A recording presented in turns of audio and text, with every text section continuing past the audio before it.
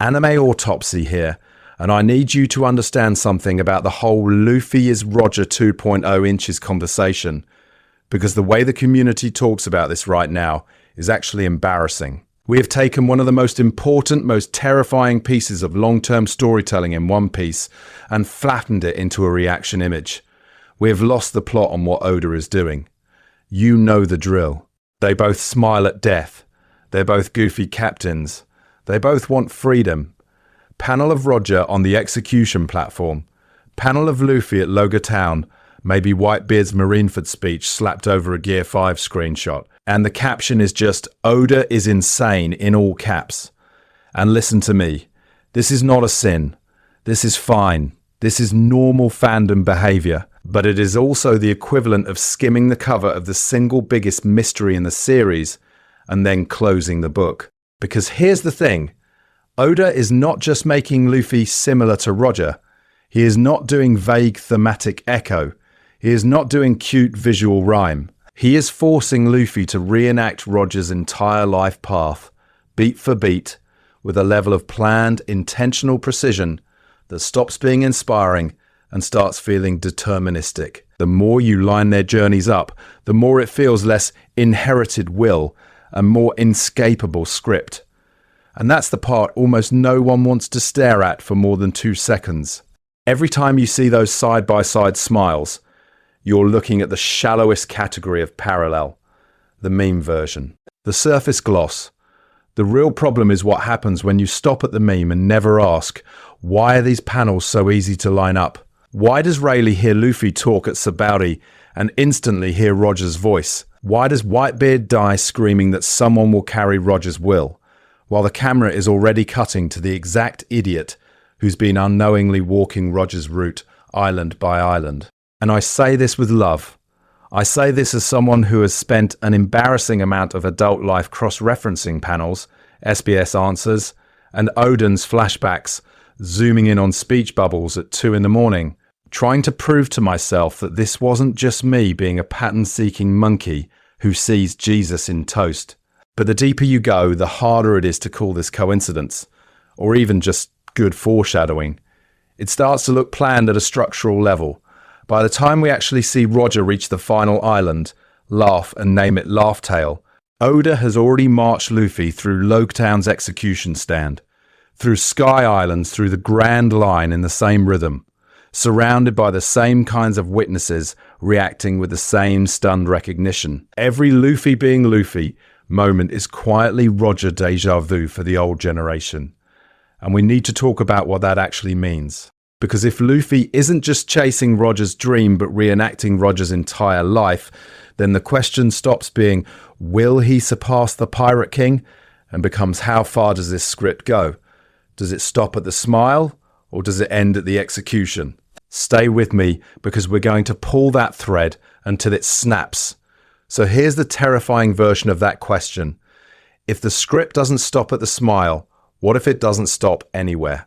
What if every time you thought Luffy was choosing freedom, the world was just shoving him along Roger's pre-installed train tracks and calling it destiny? Because once you start lining up the milestones, it stops feeling random and starts feeling intentional. Logtown, Luffy on the execution platform, smiling into the storm, about to die for chasing the Pirate King's dream.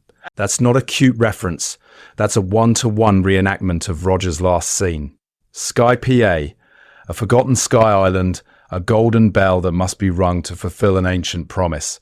A message hurled through time. Roger was there. Luffy repeats the gesture. Different problem, same pose, same solution. This is not a sin. This is not, oh, Oda thought it'd be cool. This smells planned. And then you have the veterans. Rayleigh at Sabaody, looking at Luffy and hearing Roger's exact words come out of this kid's mouth. Whitebeard at Marineford, dying to announce that someone will inherit Roger's will, while Luffy is literally on screen doing it in real time. Shanks betting the future on that straw hat. Over and over, people who actually sailed with Roger react to Luffy not as a promising rookie, but as a deja vu jump scare. You've seen this man before.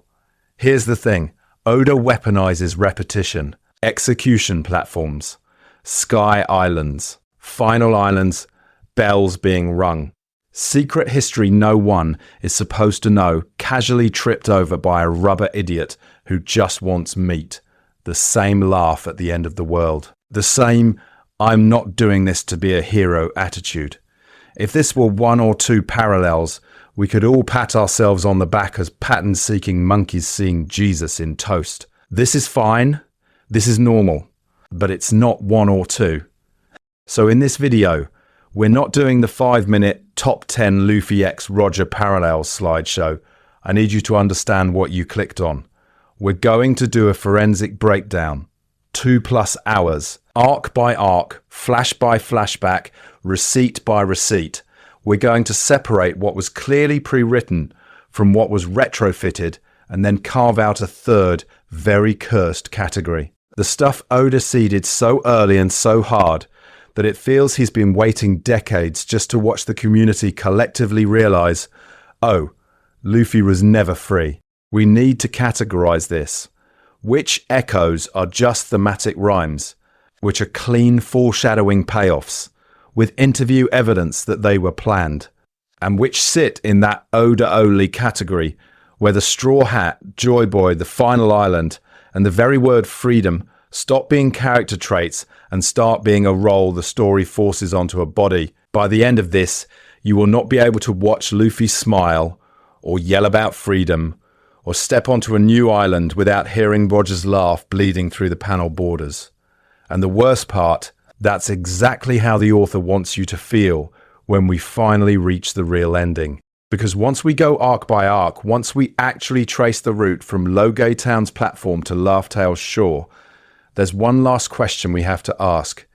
If the path was always Roger's, then where exactly is Luffy allowed to turn? So before we sail off screaming, Luffy is Roger 2.0 confirmed, we need to do something very un-One Piece. We need to be disciplined. I know, disgusting. But if we don't get our terms straight right now, every cool coincidence turns into Oda is a 4D chess god, and the actual craft disappears under conspiracy corkboards. Here's the thing. We can't just yell foreshadowing at the screen every time Luffy smiles on a platform.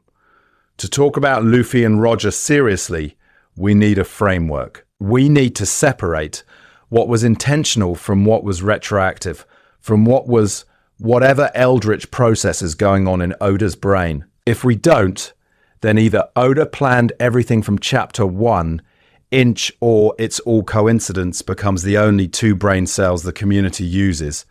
So I'm going to use 3 categories for every Luffy-Roger parallel we touch.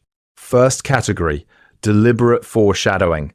That's when the author plants a detail early because they already know the payoff. Roger's execution smile echoing in Luffy at Lowtown, the hat silhouette over the scaffold, the way Rayleigh later reacts to Luffy's words at Suburdi and Marineford. Those are candidates for this was planned, this was seeded, this was meant to ring Roger's bell in your head. Second category, retrofitting. That's when Oda goes back to some older fuzzy detail and decides, actually, this now has meaning. This is not a sin. This is not bad writing. This is normal. This is how most long-running series survive. You see a vague panel of Roger's crew in early chapters, and decades later Oden's flashback strolls in, and suddenly that background blob is a person with a backstory. The original panel wasn't a 20-year master scheme. It was a convenient hook Oda could grab later. And then there's the third thing. Pre-writing. Listen to me, because this is the one that makes the Luffy-Roger parallels terrifying. Pre-writing is when the author already knows the ending. The Laugh-Tale reveal, the Joy Boy truth, the inherited will speech. Before chapter 1 ever drops, they are not discovering the story. They are revealing a pre-decided route in weird non-chronological chunks. When that happens, Luffy retracing Roger's steps stops being a cute echo and becomes a structural necessity. If we don't keep these 3 buckets clear, every time Luffy does something vaguely Roger-coded, fans go full pattern-seeking monkey who sees Jesus in toast. Suddenly a panel composition becomes proof that Oda mapped the exact angle of Roger's elbow in 1997. And then we miss the real flex. The places where Oda actually did set up Luffy as Roger's successor decades in advance. On purpose. So here's the plan. We're going to move chronologically through Luffy's journey, East Blue to the current era, Logtown's platform, Skypia's empty sky, Sabaody, Marineford, Wano, Egghead. At every stop, we cross-reference Roger's past, Oden's flashback, Rayleigh's stories, Whitebeard's final speech, every scrap of the Pirate King's route we've been drip-fed. And no, this isn't turning into a dry citation-heavy thesis defense. I need you to stay awake. This is going to be a guided rant with receipts, jokes, and the occasional drive-by on your favorite lazy Reddit comment. If someone has ever posted Luffy smiled so he must be Joy Boy's reincarnation since chapter 3, they're getting gently drop-kicked. Pattern interrupt. What if I told you the scariest Luffy-Roger parallel isn't a panel or a hat? It's a missing choice.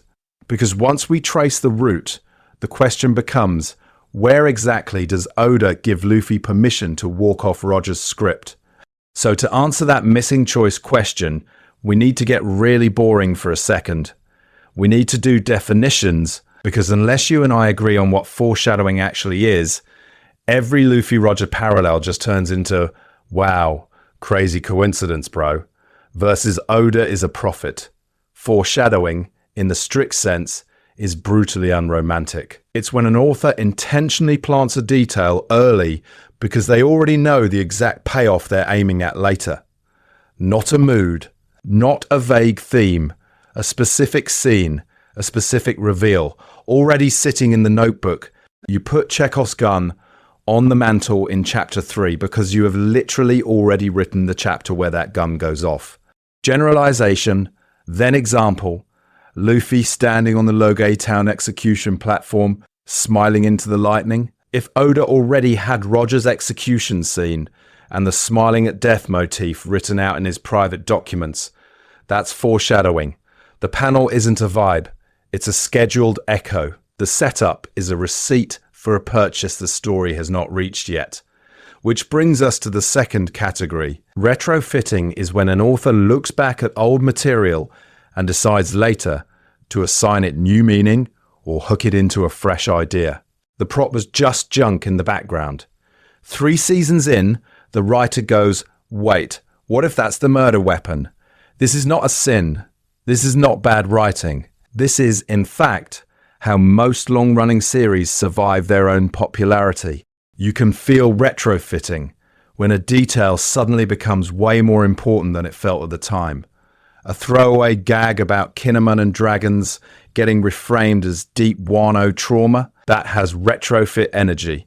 The author is rummaging through the attic of their own story, finds an old toy and goes, actually, this is Excalibur now. This is fine. This is normal. It just isn't foreshadowing. Except, here's the thing, with Oda, there's a third, cursed middle ground that keeps breaking the community's brain. I'm calling it pre-writing. Listen to me, because this is the word that matters for Luffy and Roger. Pre-writing is when the author has already built the skeleton. Ending decided, major mysteries mapped, key character roles locked in, long before chapter 1 ever hits a magazine. They haven't written every scene yet, but the spine is fixed. And then serialization is just them revealing that pre-written structure out of order. Metaphor time. Foreshadowing is putting the gun on the mantle because you already drafted the shootout. Retrofitting is noticing an old prop gun in storage and deciding in season 3 that it was secretly important all along. Pre-writing is building the entire stage, the mantle and the lighting rig before you even finalize the script, because you already know there will be a gunshot in this room. When Oda makes Roger and Luffy share a laugh, share an execution pose, share a journey route, he isn't just tossing references. Sometimes it's true foreshadowing, sometimes it's a retrofit flourish, and sometimes it's that pre-written stage forcing both men into the same mythic role. And I need you to hold those 3 categories in your head, because next we're going to start sorting specific Luffy Roger moments into each box and see which ones were always on the mantle and which ones Oda picked up off the floor. So before we start throwing specific panels on the screen and screaming, "He planned this 25 years ago," I need you to do something very un-YouTube. I need you to touch grass on how manga is actually made. Here's the thing.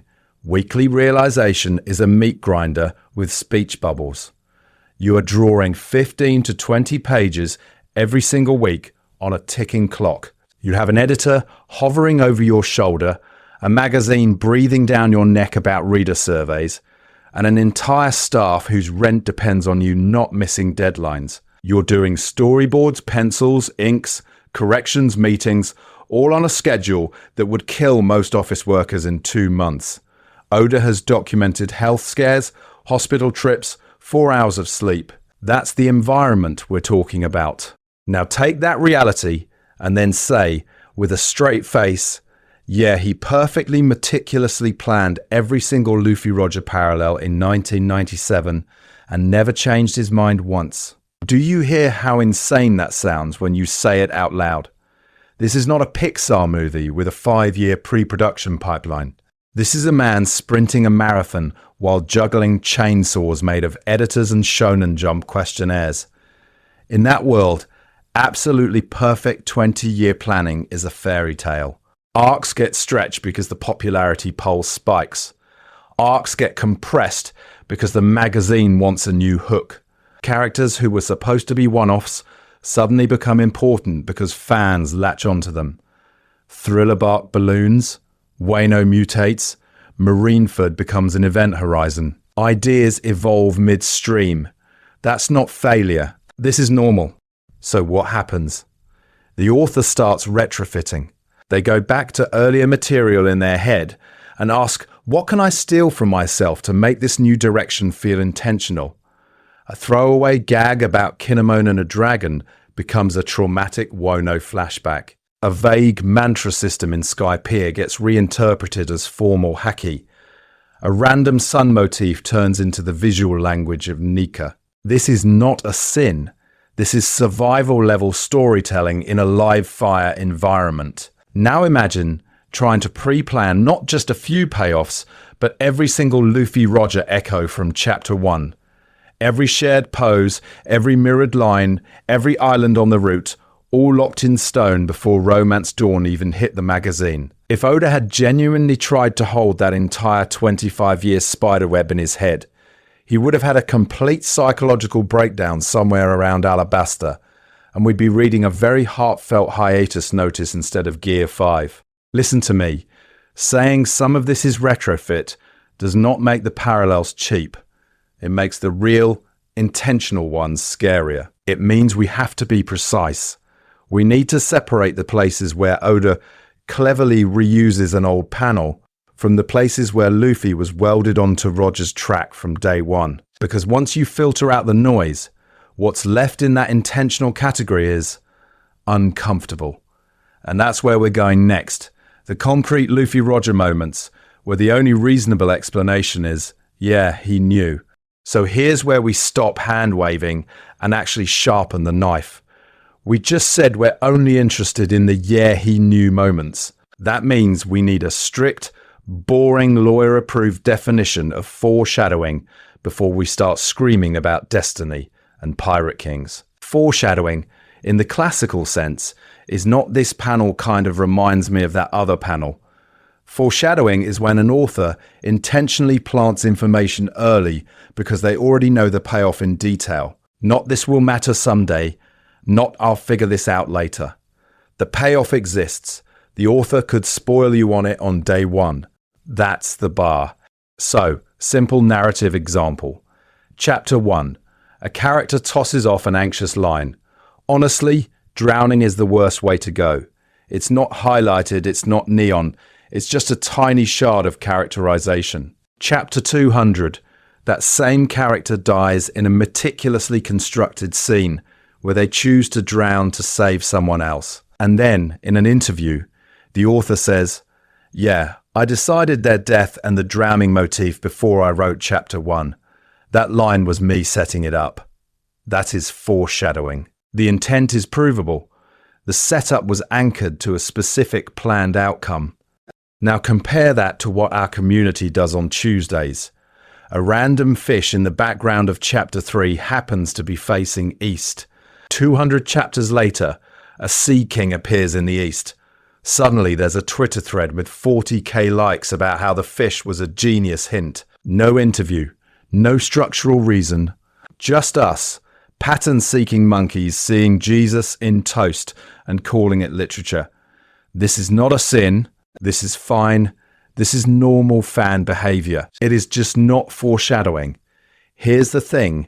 Once you blur those categories, the word stops meaning anything. If every reused line, every recycled pose, every coincidental panel composition is 4D chess, then Oda's actual 4D chess gets lost in the noise. We need to reserve foreshadowing for the cases where there is overwhelming evidence the author had the later beat in mind already.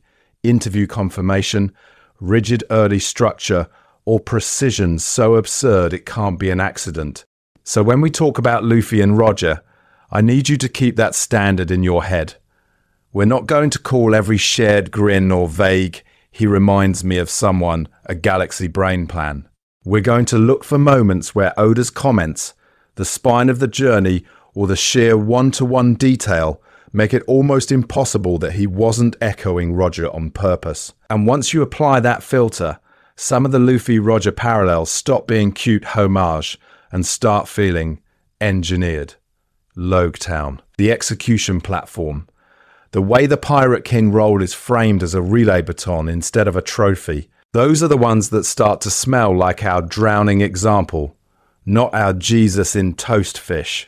Because when you realize which scenes were probably built that way from day one, the next stop on Luffy's Roger rerun gets a lot more disturbing. And this is where we need to talk about the dirty word that secretly runs long-running manga: retrofitting. Retrofitting is what happens when an author notices a pattern in their own work and decides, "Oh, that's good, I'm keeping that." Then starts steering into it on purpose. Not random coincidence. Not 4D chess from Chapter 1. It's the moment the author realizes their messy pile of story choices has accidentally formed a face and goes, "Cool, that's the main character now." Here's the thing. Retrofitting is not a sin. Retrofitting is not bad writing. Retrofitting is, in fact, how most long series turn into the stories you remember. The author stumbles into a thematic or visual rhythm, recognizes that it resonates with fans, and then starts treating it as if it was always intentional. The illusion of long-term design gets stronger after the fact, not before. And in a marathon series, that's often where the best parallels come from. Early on, you are just throwing ingredients in the pot. 20, 30 volumes in, suddenly you have hindsight. You know which character beats landed. You know the Rayleigh calling Luffy so much like Roger made the community lose its mind. Now the author can go back through their own mental archive of Luffy moments and ask, what else can I mirror? How far can I push this? Pattern interrupt. Oda is retrofitting Oda. Listen to me. Once he locked Roger in as the prototype Pirate King and Luffy as the successor running the same course, the game changed. At that point, it is trivial for him to mine Luffy's past reactions and build Roger's life around them in flashback, or flip it and stage new Luffy scenes as deliberate echoes of Roger we only understand later. Luffy laughs at death in Loguetown. Cool. Years later, we see Roger on the execution platform with the same grin and the crowd with the same horrified reaction. Was that panel in Chapter 50 drawn with a full Roger flashback storyboarded? Probably not. Does the retrofit make it feel terrifyingly intentional? Absolutely. I need you to understand this distinction because it is not about quality.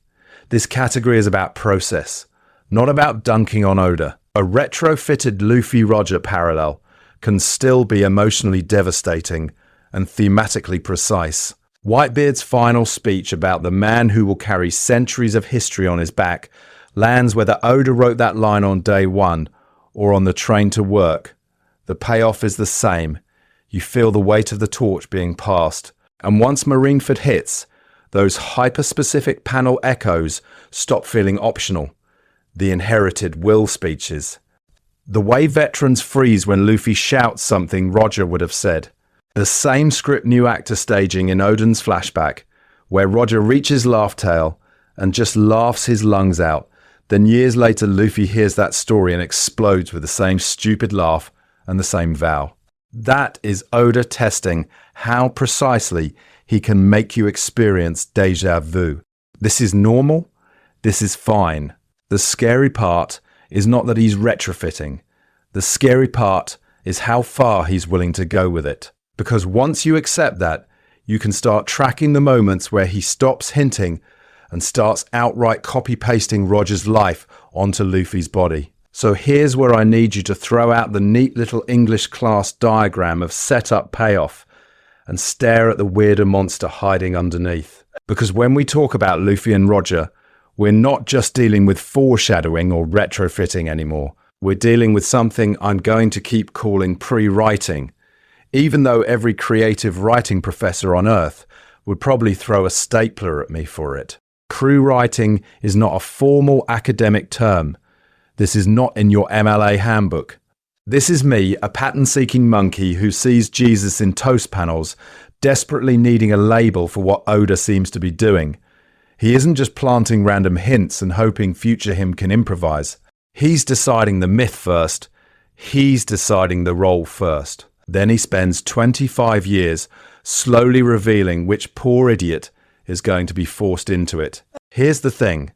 Oda does not have to know every scene of Roger's childhood to know that there will be a Pirate King, that this role will be welded to a mysterious will, a hidden history, and a final island at the end of the world. That is pre-writing. The Pirate King is not a guy he meets in chapter 500. The Pirate King is an empty throne baked into the story's bones before chapter 1, waiting for someone to sit in it. And that is why Luffy's journey feels rigged in the most terrifying way possible. It feels predetermined not because destiny magic is happening in universe, but because the author already carved Roger's silhouette into the narrative architecture. When Luffy steps onto the execution stand at Loguetown and grins into the storm, it's not just a cool echo, it's the story snapping back to the shape it always had. Think about the D clan. The D is not a cute middle initial Oda tossed on for flavour and then retrofitted into natural enemy of God later. It reads as a pre-writing seed, a tag he can hang on every future inheritor of this will. Same with the Straw Hat's lineage, passing from Roger's era to Shanks to Luffy and hanging in Imu's creepy freezer room. Same with the abstract, inherited will speeches from Whitebeard and Rayleigh, and the existence of a final island that Roger names Laugh Tale before we ever see Luffy seriously talk about it. These are not random coincidences. These are structural anchors that make it trivial, decades later, to overlay Roger and Luffy almost perfectly. And this is not a sin. This is fine. This is, in fact, the only way you get a story where Rayleigh can hear Luffy talk at Sabaody and go, oh, it's him again, without Oda having to time travel. So as we go arc by arc, we need to keep asking a specific question. Is this panel a direct, intentional foreshadowing of Roger? Is it a retrofit, where Oda raids his own back catalogue for symbolism? Or is it a pre-written piece of the Pirate King myth, a rule of the role that both Roger and Luffy are forced to embody whether they want to or not? Because once you sort scenes into those three boxes, some of the scariest parallels stop being coincidence and start looking more like a script. And the next step is to test that script against the actual journey, island by island, laugh by laugh, death flag by death flag. And before we march island by island through Luffy retracing Roger's corpse outline, we need a safer playground. We need a version of this pattern that isn't emotionally welded to one piece, so your brain can actually be honest for 5 minutes. So Naruto, specifically, Toby, masked goofball Madara reveal. Then the mask cracks and boom, it's Obito. Kakashi's dead childhood friend. The community went feral. Shock, hype, 10,000 theory videos overnight. And immediately, instantly, everyone started racing back through the manga to prove they had called it from chapter whatever. You remember this. People were screenshotting Toby's mask pattern and going, see? The eye hole lines up with Obito's surviving Sharingan. They pointed to his dumb, exaggerated personality early on, then his sudden competence, and said that duality was Obito's trauma peeking through. They circled every Kakashi interaction, every war arc speech, every tiny panel where Toby stood on the same side of the page as Team Minato and declared it ironclad foreshadowing. Except, here's the thing, most of those hints only look sharp after the reveal. A single eye hole on a masked Uchiha, that could have been Obito, Izuna, a random cousin, or Kishimoto just thinking spirals are neat. Toby acting goofy, then serious, that fits Obito, sure, but it also fits comic relief villain who later gets promoted to final boss. Kakashi parallels? In a story where every second character is a tragic dark mirror of someone else, that's not proof, that's Tuesday. This is where author reality crashes into fandom mythology. Kishimoto has been pretty open that Toby's identity shifted during planning. At different stages, Toby was going to be actual Madara, then a Madara devotee. Then Obito got locked in once the war arc scaffolding was there. Timeline-wise, a lot of those early goofy Toby chapters were written before Obito was definitively chosen. That means some details were retrofitted, reinterpreted by the author later, once the Obito decision solidified. Retrofitting is when the author looks at old, mostly neutral material and says, cool, I can bend this to my new purpose. This is not a sin.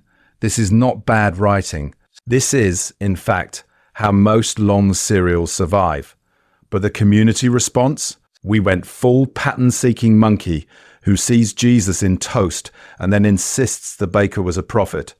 And listen to me, fans over-credit planning constantly. We want to believe every spiral on Toby's mask, every offhand Kakashi line was a 4D chess move from chapter 1, because that makes the story feel ordained instead of assembled. I need you to hold that in your head as we walk back to One Piece, because if we don't separate Oda absolutely planned this from Oda cleverly retrofitted this, we only get two brain-dead options. Either Oda is a time god who foresaw Gear 5 while drawing Romance Dawn, or everything is random coincidence and we should go touch grass. Both takes are lazy. The real answer is scarier, and when we start laying Luffy and Roger side by side, beat for beat, you're going to have to decide which category those parallels actually belong to. So here's where we need to zoom out. Because if you treat Pirate King as just guy with the biggest boat and the highest bounty, you're going to miss what Oda has been doing since page 1. From chapter 1, Pirate King is framed as a myth, a prophecy, this almost religious archetype, the one who finds the One Piece, reaches the final island, and kicks the world into a new era. That's the job description, not CEO of Pirates Incorporated.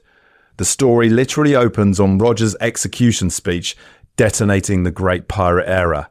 One sentence, one treasure, global reset. That's not a career move, that's a mythic event.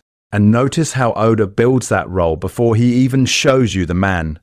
For years, Roger is a rumor with a mustache. He's a bounty poster, a silhouette, a name the Marines say with their teeth clenched.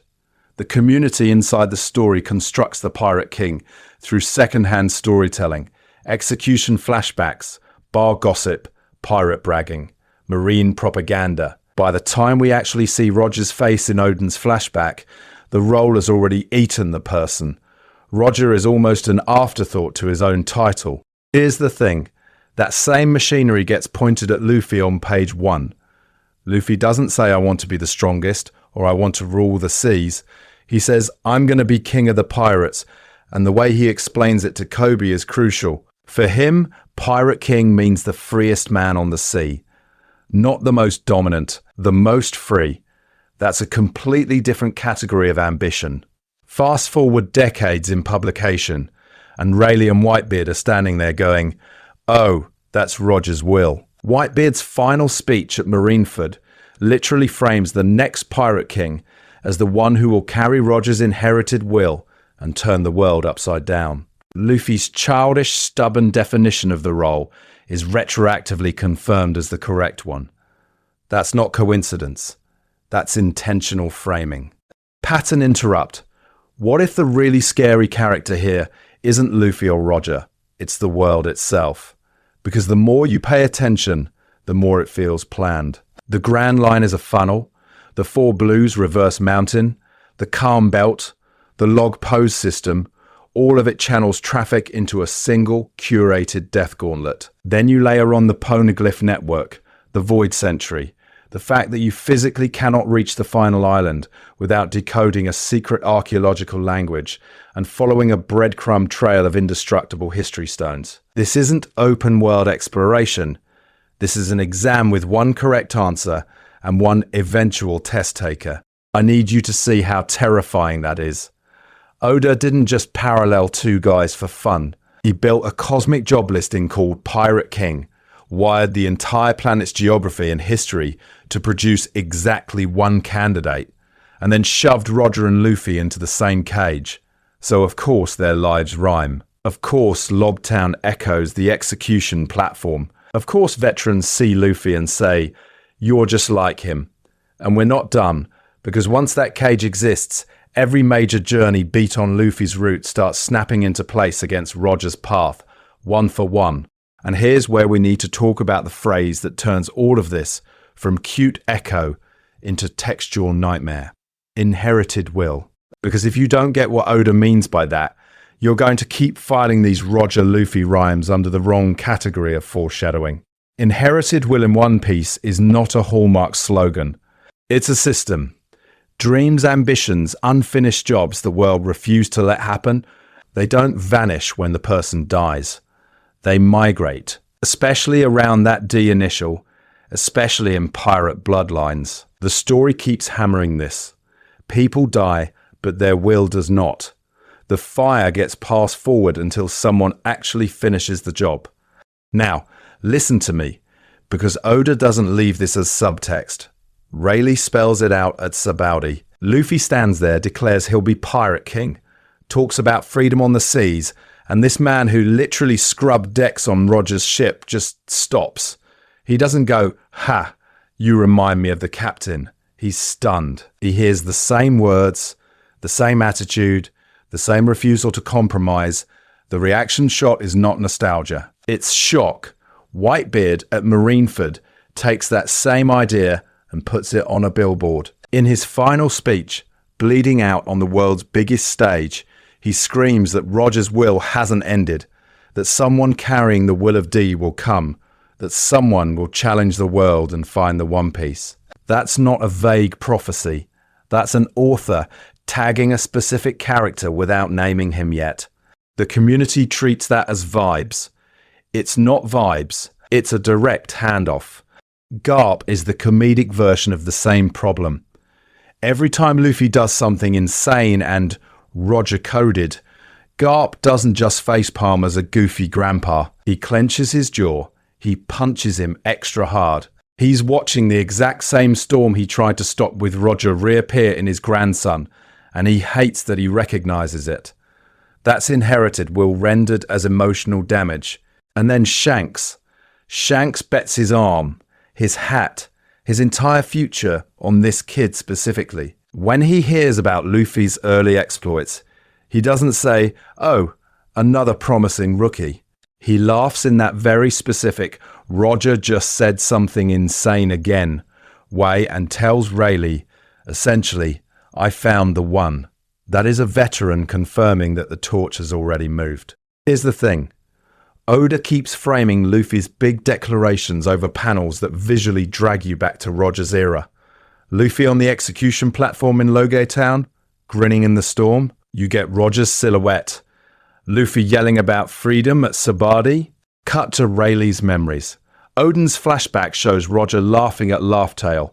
Then we smash to Luffy laughing at Roger's story the same way. The manga is doing split screen. So when fans say Luffy is Roger, this is not a sin. This is not the pattern-seeking monkey seeing Jesus in toast. The story is literally telling you Luffy is carrying Roger's unfinished script on his back. Inherited will is the in-universe justification for every terrifying parallel we're about to map. And once you accept that, you can stop asking, is this intentional? And start asking the much scarier question, okay, so how far does the repetition go? So if inherited will is the in-universe excuse for repetition, East Blue is where Oda, the actual author, starts loading that gun in real time. And I need you to stop treating East Blue as the tutorial island for a second and look at it for what it actually is. A deliberately constrained prologue where Oda builds a personality that can be overlaid onto Roger later. Here's the thing. From chapter 1, Luffy is being calibrated for that overlay. Romance Dawn doesn't just introduce a goofy rubber kid. It introduces a kid who hears, "You'll die," and goes, "Yeah, so?" That scene where Shanks loses his arm, where Luffy screams about being weak, that's not just trauma fuel. That's an early thesis on death and resolve. Luffy decides that a life without chasing his dream is worse than dying for it. Years later, when we finally see Roger smiling on the execution platform, the community goes, "Whoa, Luffy would do the same thing." Because Oda has already trained you to map that attitude onto him. In Orange Town and Syrup Village, you get the second pillar, freedom. Luffy doesn't care about treasure categories, territory, or reputation. He cares that Nami is being forced to work for Buggy. He cares that Usopp's village is being cornered into a quiet, cowardly compromise. He destroys Buggy's map to the Grand Line not as a tactical misplay, but as a moral statement. A map to freedom means nothing if it's in the hands of a clown tyrant. When you later hear that Roger turned himself in, that he chose his own death to kick off a new era of piracy, you already have the template. This is how a real pirate king treats freedom, as something you die to ignite, not something you hoard. And then Arlong Park cements the third pillar, friendship as absolute law. Nami's help me moment is not just peak shonen. It's Oda showing you that Luffy's hierarchy is crew first, everything else second. He doesn't care about Arlong's history, the economics of the village, the Marines' corruption. He cares that his navigator is crying. Compare that to what we hear about Roger from Rayleigh and Odin later. A captain who laughed with his crew at the end of the world, who let them choose when to disembark, who carried their dreams as seriously as his own. Oda isn't improvising that echo. He's been building it since the tangerine trees. Now notice how all of this is framed. In East Blue, the Grand Line, the Pirate King, One Piece itself are treated as myth. The bar in Fuchsia Village talks about Roger the way your uncle talks about the moon landing. Distant, untouchable. The wanted posters are old, the bounty numbers are absurd. And crucially, Roger's face is basically a censorship bar with a mustache. Silhouette, shadow, back view. You don't get detailed expressions, you get an outline. This is not a sin. This is not Oda being shy with his character sheet. This is Oda leaving negative space, because negative space can be filled when you only know a man who laughed at death, loved freedom, cherished his crew, and then you watch Luffy do all three on a tiny East Blue stage. Your brain does the rest. This is fine. This is normal. You are a pattern-seeking monkey. Oda is handing you the toast. And that's why Logtown hits so hard. The town of the beginning and the end isn't just a cool tourism slogan. It's the moment the prologue personality walks onto Roger's final stage and tests whether the outline actually fits. Does the kid from the weakest sea really belong in the Pirate King's death spot? Well, we're about to watch Oda answer that question with a lightning bolt. So walk back into Logtown with me for a second, because this is where Oda stops hinting and starts screaming. Before Luffy ever grins at the sky, we're standing on Roger's bloodstain. Public execution, world government spectacle. The Pirate King in chains on a raised platform that might as well be a theatre stage, staring down an ocean of faces that showed up to watch the devil die. Roger doesn't cry. He doesn't beg. He smiles. And with the noose around his neck, he drops the line that detonates the status quo. Yeah, the treasure's real, it's out there. Go find it. In that moment, the crowd fractures into categories. Shock, greed, terror. The executioners lunge. The blades fall, and the great pirate era begins while the world government accidentally hosts the most effective marketing campaign in history. That's the original scene. That's the control sample. Now, fast forward to Luffy on that same platform, same town of the beginning and the end, same race stage over a sea of onlookers. He's pinned down by Buggy's crew, rain starting to fall, executioners' weapons poised. And when they ask for last words, he doesn't apologize. He doesn't scream. He does exactly what Roger did, accepts the script, smiles, and stares his own death in the face. If you're a pattern-seeking monkey who sees Jesus in toast, this is where your brain starts overheating. Here's the thing. Oda is not being subtle in the visuals. The composition is a mirror. The camera angle looking up at the condemned. The crowd framed as a single, open mouth of reaction shots. The executioners standing over him, weapons raised in that same frozen theatrical pose. And then the sky enters as a character. With Roger, the heavens are clear and indifferent. The world just watches. With Luffy, the clouds roil, the storm builds, and at the exact second, Buggy brings the blades down, lightning obliterates the platform instead of the kid. Is that foreshadowing or pre-writing? I need you to sit with that question, because this is not Oda rolling a d20 and discovering, oh wow, wouldn't it be neat if Luffy almost died where Roger did? This is an author who already knows Roger's execution shot for shot, already knows Luffy will inherit that will, and then engineers a rehearsal on the same stage. The hint isn't a guess at a future decision. It's a fragment of a decision that's already been made. Fans argue, well, maybe he hadn't nailed every detail of Roger's past yet. This is fine. This is normal. You don't need the entire flashback storyboarded to intentionally echo the smile, the platform, the crowd, the death sentence. The Logare town scene is Oda planting a giant flag that says, same role, new actor, the world will not permit this one to exit in Act 1. And that's the terrifying part. Fate itself intervenes. The universe reaches down with a lightning bolt and vetoes the execution, as if the story refuses to let the next Pirate King die off schedule. From this point on, we need to read every Luffy being Luffy moment with Roger's ghost standing just off stage. Because Locan is only the first rehearsal. The next parallels don't happen on a scaffold. They happen across entire oceans. And here's where it stops being cute. Because once you leave Locan, you realize that laughing on the scaffold isn't a one-off gag. It's a recurring ritual. It's a pattern the story keeps dragging back on stage and forcing you to look at. Roger goes to his execution in chains, entire world watching. And what does he do? He smiles. He grins so hard the executioners look more nervous than he does.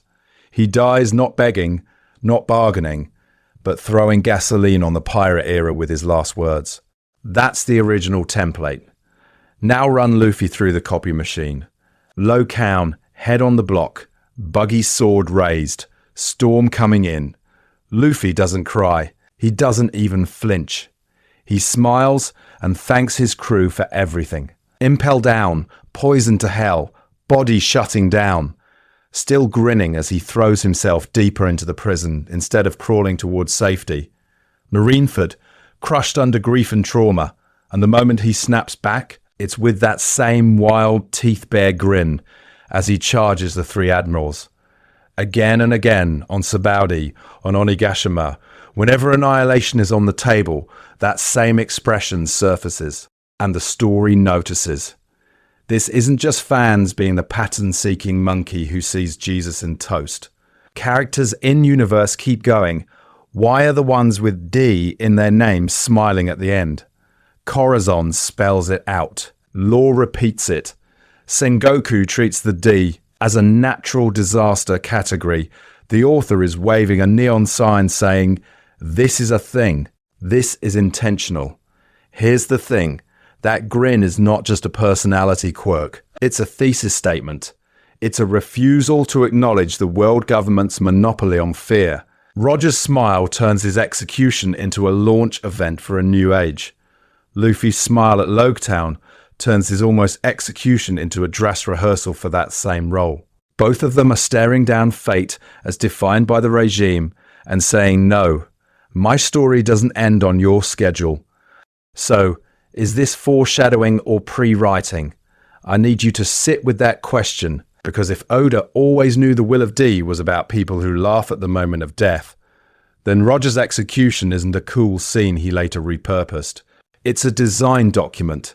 He builds this trait into the D. Bloodline then hands it to Luffy from chapter 1, so that by the time Corazon exposes it, the evidence has been on screen for years.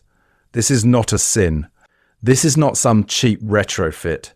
This is meticulous writing where the motif exists first as a planned constant and only later gets its lore explanation.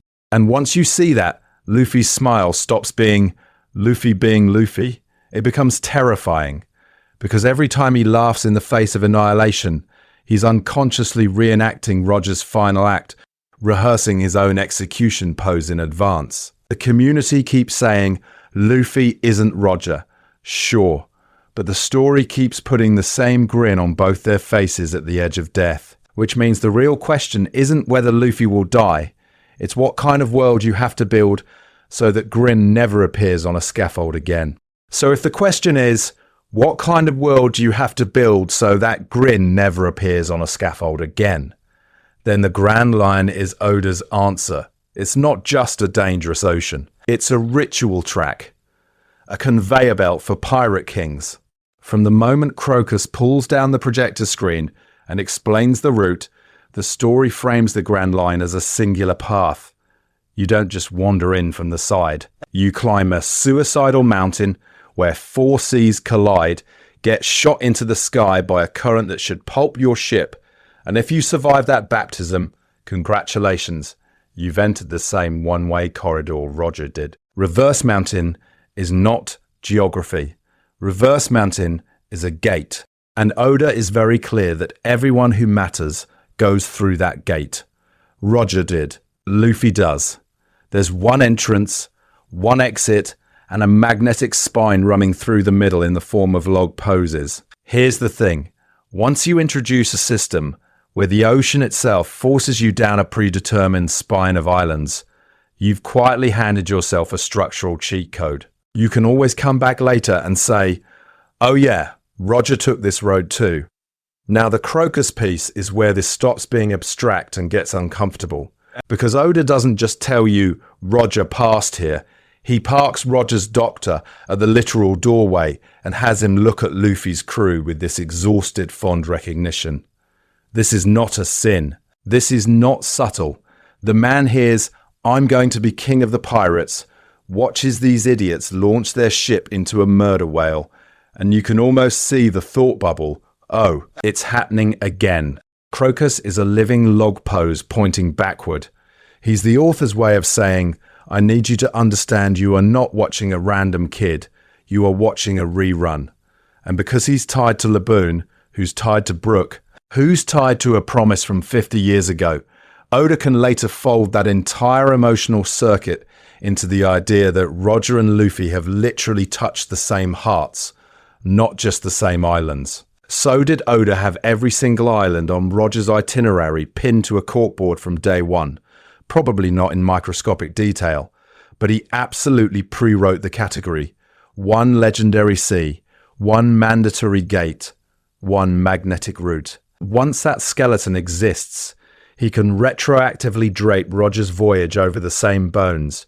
And to fans, it feels like omniscient foreshadowing instead of really disciplined pre-writing. And this is normal. This is how good long-form writing works. You design a track that can carry multiple races, then you decide whose footprints you reveal first. Luffy's are printed in real time. Roger's are penciled in later, always just a half step ahead, so the community's pattern-seeking monkey brain goes, "Oh my God, he planned everything," and sees Jesus in the reverse mountain mist. We need to talk about where that track actually goes, though. Because once you accept that the Grand Line is a ritual route, then the fact that both crews hit a sky island, ring an ancient bell, read the same poneglyph trail, and converge on a final island with a laughing name stops being coincidence and starts being something much scarier. And the next stop on that ritual is an island in the sky that should not exist, but somehow already remembers both of them. Skypiea is where that ritual route stops being theory and turns into a jump scare. Because once you know Roger went there first, Luffy ringing that bell stops being a cool moment and starts being a seance. So, quick rewind. In Oden's flashback, we find out the Roger pirates reached Skypiea years before the Straw Hats ever touched a knock upstream. Roger, already sick, already on the clock, walks through the Upper Yard ruins and does something very specific. He hears the voice of all things, he's guided straight to the Shandora poneglyph, and he leaves his name carved next to an ancient message pointing toward Laugh-Tale. That is not tourist behaviour. That is an author using a sky island as a save point in the main quest. Now jump back to the original version we all read first. Luffy's Skypiea climax is framed as a completely different story. It's about Noland's so-called lie, about a city of gold, about proving that this insane fairy tale of an island in the sky was real. Luffy climbs that enormous beanstalk, punches a god into the dirt, and rings the golden bell. He's not thinking about history. He's not thinking about poneglyphs. He is literally just trying to light up the sky so the Blue Sea can see it, and Noland can be vindicated 400 years too late. Here's the thing. On first read, that's already great storytelling. Then Robin walks into the ruins, finds the poneglyph, and sees something we don't expect at all. Gol D. Roger's handwriting. The Pirate King has been here. He's already read this stone. He's already left a note to whoever comes next. Suddenly, Luffy's big emotional victory gets hijacked by a dead man's graffiti. The bell that was supposed to send a signal to One Liar's descendant is also answering a message carved by the previous Pirate King. One punch, two ghosts. And this is where the inherited will stuff stops being vibes and turns into geometry. Luffy, without knowing it, fulfills Noland's promise to show the world Shandora's light, and simultaneously completes Roger's unfinished circuit around the world's history. Robin literally reads Roger's inscription while that same bell is still echoing. You can almost hear Oda cackling. Pattern interrupt. Roger heard the bell too. Not physically, but through the voice of all things. He could hear the poneglyph. He could hear the Sea Kings. Luffy, much later, starts casually doing the same thing with Sea Kings and Zunesha, and the community goes, "Wow, what a neat parallel." No, listen to me. That parallel is already embedded in Skypiea. The Sky Island is the first time the story quietly tells you these two men interface with the world on the same frequency. So what category is this?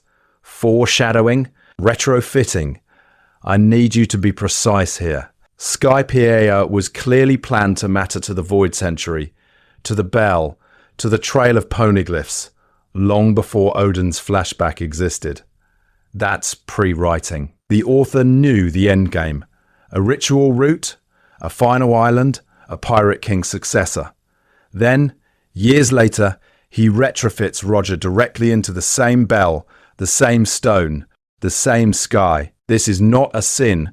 This is fine. This is normal high-level writing. We need to hold both truths. Skypiea was intentionally built as a mythic waypoint, and then Oden's flashback was used to weld Roger's journey onto it, so tightly that Luffy's random adventure becomes a reenactment. And if a mid-saga Sky Island is secretly a rehearsal for Laugh-Tale, What does that say about all the other detours on Luffy's route? So when we hit Alabasta, I need you to understand this isn't just the desert arc with the cool dog and the bomb. This is Oda quietly sliding a live grenade labelled Ancient Weapons into Luffy's pocket and seeing what he does. On the surface, it's a civil war. Underneath, it's our first real exposure to poneglyphs, Pluton, and a kingdom being slowly strangled between world government pressure and internal collapse. Alabasta is the prototype for the Void Century problem. You've got a royal family hiding a stone they're not allowed to read, a secret weapon the government is terrified of, and a population being radicalized by manufactured scarcity. This is not subtle. It's a small-scale simulation of the exact geopolitical nightmare the ancient kingdom faced centuries ago. And buried in the middle of all that, in a dark chamber under the tombs, is a slab of text that another ship, another captain, another era already saw. Because here's the thing, Oda later tells you, flat out, that Roger's crew ran this dungeon already. Oden reads poneglyphs on Skypiea, on Zu, at Wano, and we know from Rayleigh that they learned about the ancient weapons and the Void Century. The author is explicit. Roger got to the bottom of the lore tree. He unlocked the codex. And then he made the intentional choice not to use that knowledge. He laughed, named the final island, and walked off stage without firing Pluton, Poseidon, or Uranus. Now contrast that with Luffy in Alabasta. He is standing in the exact narrative category of problem, ancient script, hidden weapon. Kingdom on the brink. Fans obsess over Pluton. Luffy could not care less.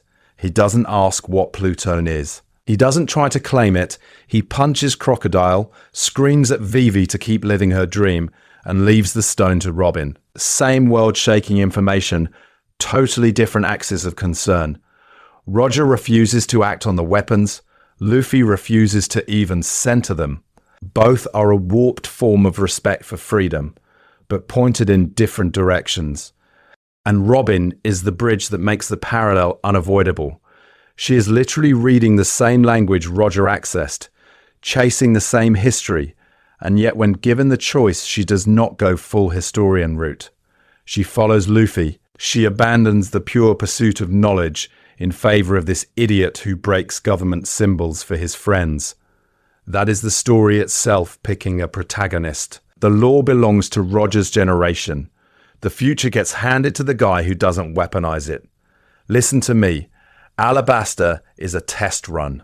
Oda is checking early whether his new Pirate King will walk away from the world's deepest secrets the way Roger did, or whether the decayed state of the world will force him to engage. Crocodile is already abusing Pluton's myth to topple a kingdom.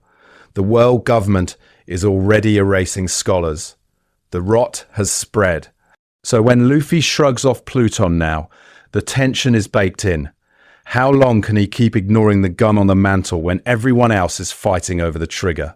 And if Alabasta is the first time the script hands Luffy Roger's burden and watches him dodge it, the next arcs are Oda tightening the noose until that dodge is no longer possible. So when I say Oda tightens the noose, I mean he drags you straight to Jaya and makes you watch Luffy get humiliated on purpose.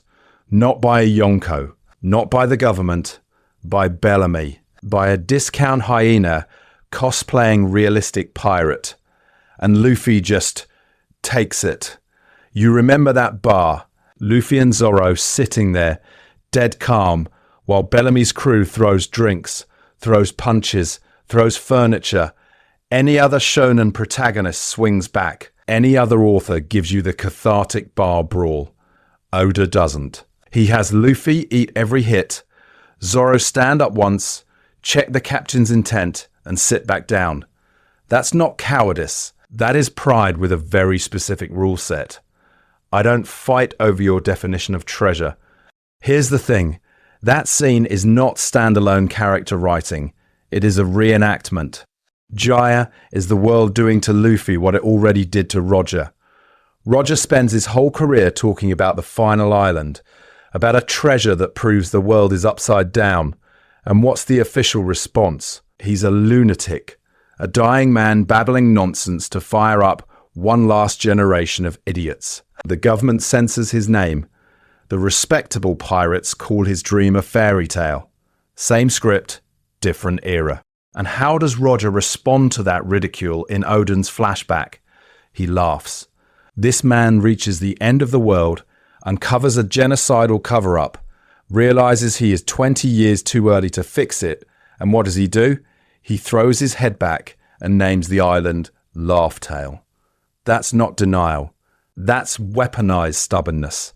It's the exact tone you see in Luffy on that Jaya Street, fists unclenched, hat pulled down, grinning at the idea of a sky island everyone else calls a joke. Rayleigh spells this out later at Sabaody.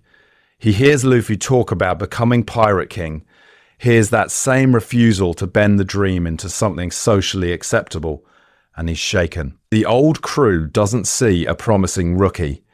They see the same laugh pointed at the same world, and they know where that road ends. And then, in the middle of all this clownery, Oda drops Blackbeard on your head. This is the hinge. Blackbeard watches Bellamy mock dreams, watches Luffy walk away, and delivers that speech. People's dreams never end. He's not being inspirational. He is diagnosing the era Roger created and staking his claim in it.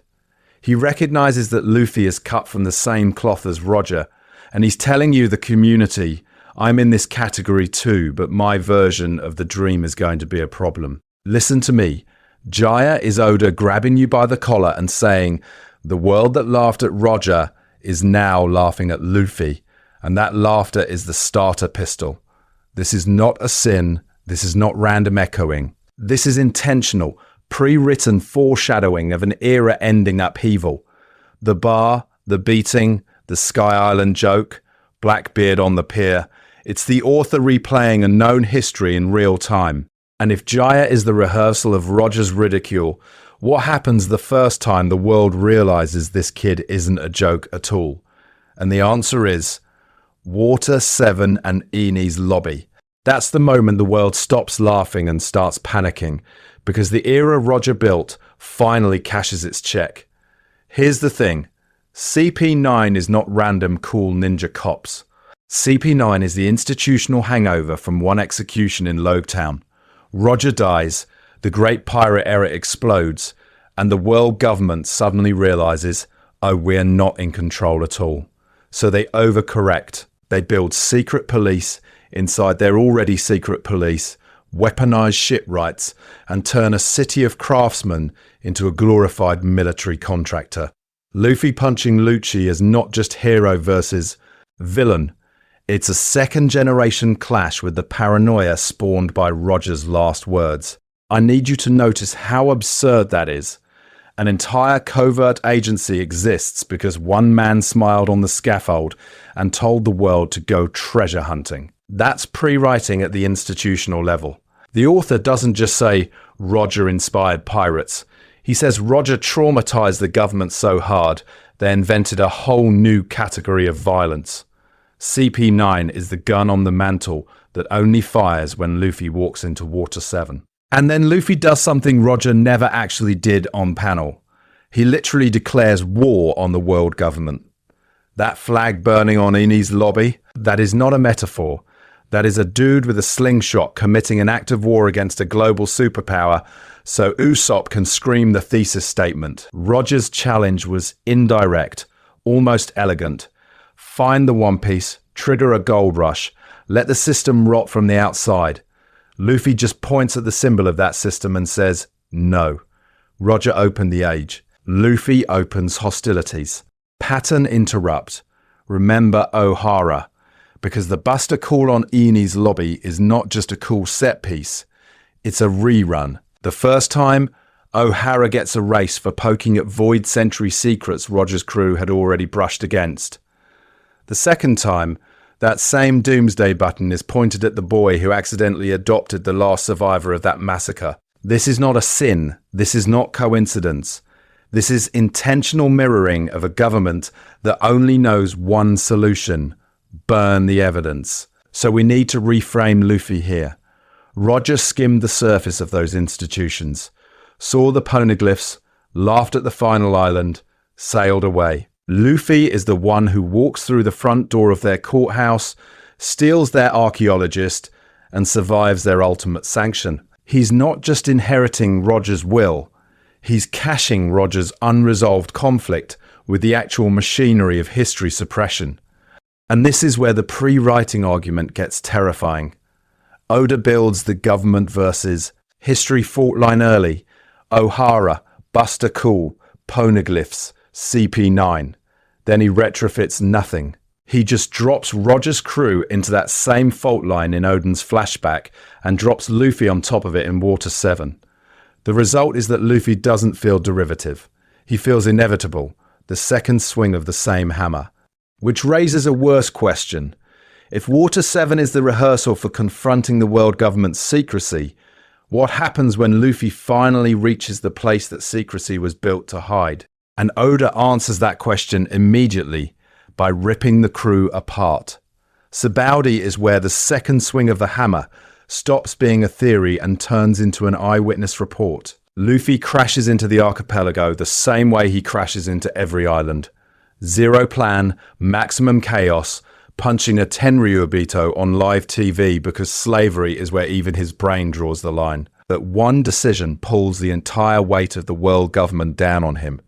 Kizaru materializes, Sentomaru shows up, pacifistas are everywhere, and then Kuma starts methodically deleting his entire crew from existence. It's not a setback, it's annihilation.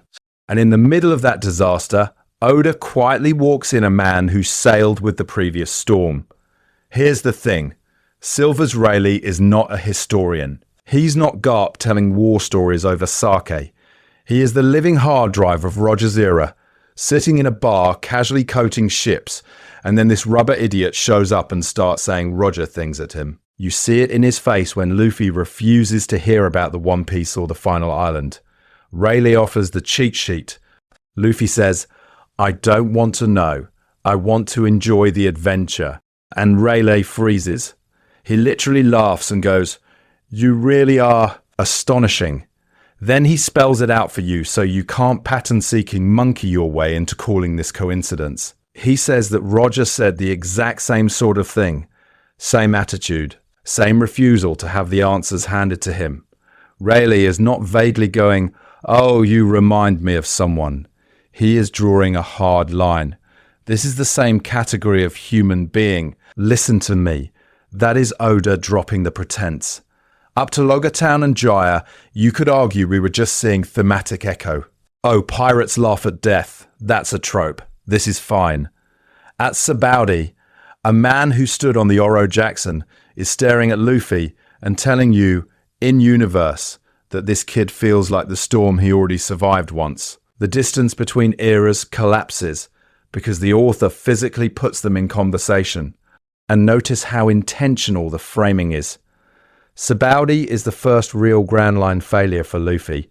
The moment he learns there are seas he cannot just yell at. That's exactly when Oda introduces Roger's right hand to say, yeah, this is how it went last time too.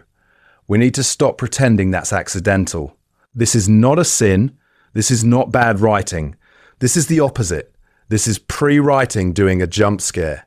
Rayleigh is the mouthpiece. He's the mechanism that converts all the earlier, wow, Luffy sure is Roger-coded memes into confirmed text.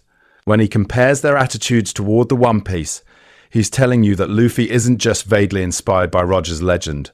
He is walking the same path, step for step, even in how he refuses information. The mystery of the final island becomes part of the inherited will.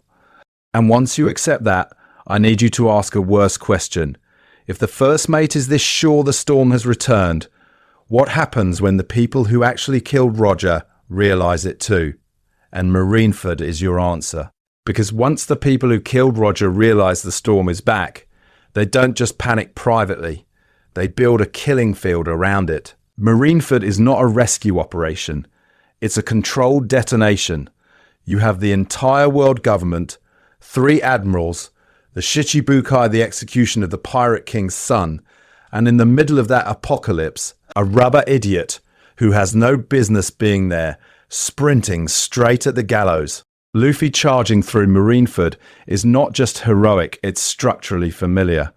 Massive pirate government clash, the whole world watching a D, smiling through the blood and smoke and shouting that he refuses to bow. That's Roger's era in microcosm. Oda is literally restaging the Age of Roger conditions and dropping Luffy into the dead center, and I need you to notice how intentional that staging is. This is not a coincidence. This is not a sin. This is the author reconstructing a historical pattern around a new variable. And then we hit Whitebeard's death. Here's the thing. If this were just a cool old man speech, it would still be great writing. But Oda weaponizes the foreshadowing. Whitebeard doesn't just say there will be a new era. He bellows to the entire world that someone will come, carrying Roger's will, challenging the world and finding the One Piece. That's a prophecy, not a vibe. The category has shifted from any ambitious rookie to the next pirate king. And as he says it, the panels cut, not to random rookies, not to some abstract sunrise, to Luffy. This is where the visual editing matters. Oda could have kept it vague, let fans do the pattern-seeking monkey who sees Jesus in toast thing. He doesn't. He overlays Luffy's image directly on top of Whitebeard's declaration. Whitebeard says, in effect, the man Roger is waiting for will appear, and your eyes are forced to look at Luffy's battered, unconscious body. That's not subtle. That's the author grabbing you by the collar and saying, listen to me, this is the guy. Everything earlier that felt coincidental, Logtown execution echoes, Luffy laughing in the face of death, Rayleigh seeing Roger in him gets retrofitted in that instant into a formal succession ceremony. The strongest man in the world, the last rival of the Pirate King, dies on the world stage and uses his final breath to crown the next storm. Not with a literal crown, but with narrative authority. In storytelling terms, that's a public coronation. And in hindsight, it's terrifying, because once Whitebeard says this, Luffy stops being just our fun shonen protagonist who punches problems. He is now contractually obligated by the text to fill the same world-shaking role that killed Roger. The government hears that speech. The Marines hear it. Blackbeard hears it. The moment Whitebeard confirms Roger's will is still active, every enemy upgrades Luffy from nuisance to existential threat, which raises a darker, quieter question the manga doesn't answer yet. If the world just watched its last safety valve die while pointing at Luffy, who exactly is planning to let this version of Roger live? So here's the thing. The manga actually answers that question immediately, just not with a speech bubble. It answers it with a front page. The second the war ends, the world doesn't see that rubber kid who made a scene at Eni's lobby anymore. It sees the guy who punched through Marineford's execution line, rang the Ox Bell, and got personally name-dropped in Whitebeard's last will. The newspapers turn Luffy from nuisance into headline. Bounties go up. His face is everywhere. Civilians in random bars are pointing at that grainy photo of him sobbing over Ace and going, wait, that's the same brat from Eni's lobby? The storytelling trick here is simple. Oda uses the in-universe media as a mirror for the community. The fans in our world already know Luffy is walking Roger's path. Now the One Piece world starts catching up. You get pirates saying, Straw Hat, he's the one the old man bet on, the same way they once whispered about Roger's era. And the Marines. The tone shifts hard. Before Marineford, Luffy is categorized as a problem child, a chaotic data point in Garp's personnel file. After Marineford, he's filed under existential threat. Sengoku stands there, listing Luffy's heritage on live TV. Dragon's son, Garp's grandson, Ace's brother, Will of D. That's not just exposition. That's the author showing you the bureaucratic reclassification happening in real time. Roger wasn't terrifying because he could swing a sword. He was terrifying because the system couldn't control the narrative around him. Luffy has now hit that same threshold. Listen to me. You can almost feel the paperwork panic. The world government has already lived through one pirate king who smiled on the scaffold and turned his own death into foreshadowing for a new era. They're not going to let that happen again if they can help it. This is not a sin. This is not overreading. This is exactly how the writing frames it. Every admiral, every Cypher Pulse spook starts talking about Luffy as a convergence point, not a fluke. And in the middle of that, there's Garp, who might be the most tragic pattern-seeking monkey in the story. He tried to beat Roger's error into submission with his own fists. He tried to drag Ace into the Marines. He tried to keep Luffy small. Post-war, he sits on that hospital floor and cries because he's watching the same movie run again with a different grandson in the starring role. We need to sit with that. The man who once hunted Roger is now watching his own blood become Roger's second coming, and he can't punch narrative inertia. Then you have Shanks and Rayleigh, the two guys who literally stood on Roger's deck, quietly doubling down on Luffy. Shanks protects that war exit, betting his crew's lives to preserve this one kid's future. Rayleigh shows up at Amazon Lily to train him, the same way he once shepherded Roger toward Laugh Tale. I need you to see how intentional that is. The author reassembles Roger's support system around Luffy, as if the world itself is rerunning the experiment with a new variable. Pattern interrupt. This is the moment where the meta and the diegetic sync. Up to Marineford, Luffy is the new Roger is a fan theory, a community meme. After Marineford, it becomes canon perspective. Characters start speaking our language. They talk about inherited will, about eras repeating, about that straw hat carrying the same storm. This is fine. This is normal. This is Oda finally letting the internal narrative acknowledge the parallel he's been quietly pre-writing since chapter 1. And once the world names him as the successor, Oda is free to do something much scarier in the next phase. Stop proving Luffy is Roger's echo and start asking whether he's also Roger's correction.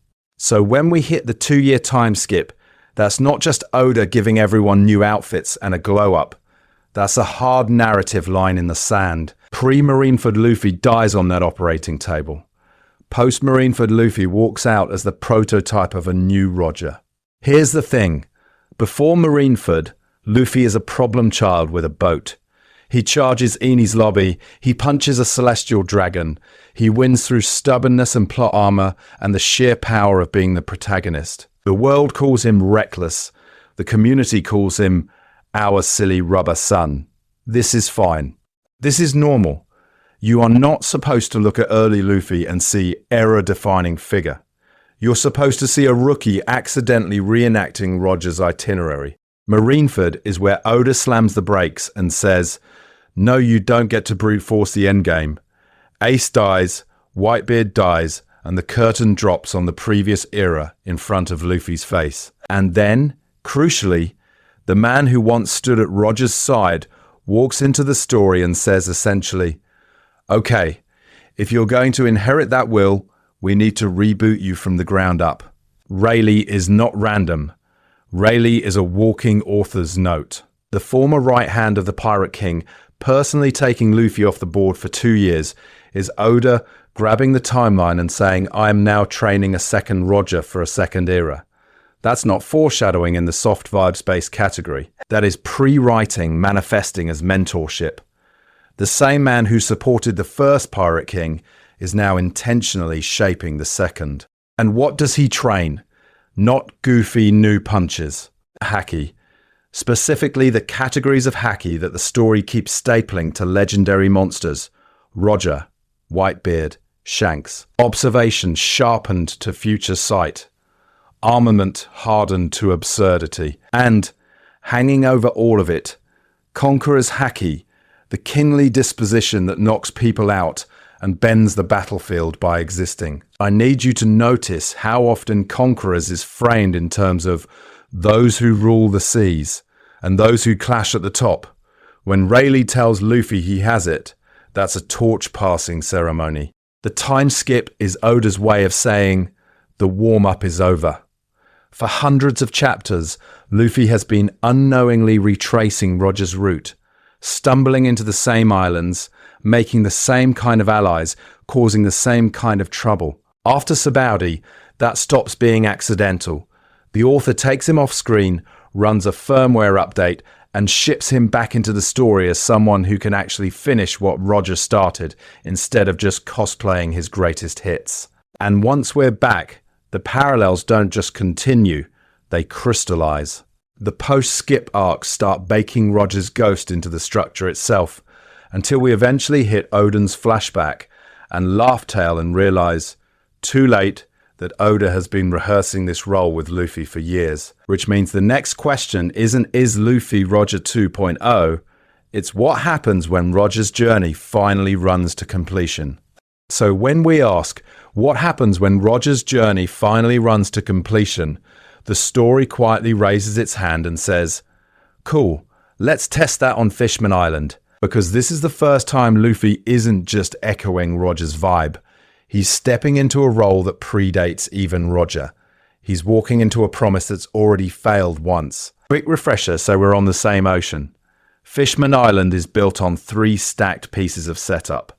The ancient ship Noah, an old promise to move the island to the surface, and Madame Charlie's prophecy of a man in a straw hat who will destroy it. Luffy shows up, punches a racist warlord so hard he resets local politics, and then literally stops Noah from crushing the island. He fulfills the prophecy's destruction in the most technical Oda lawyer way possible.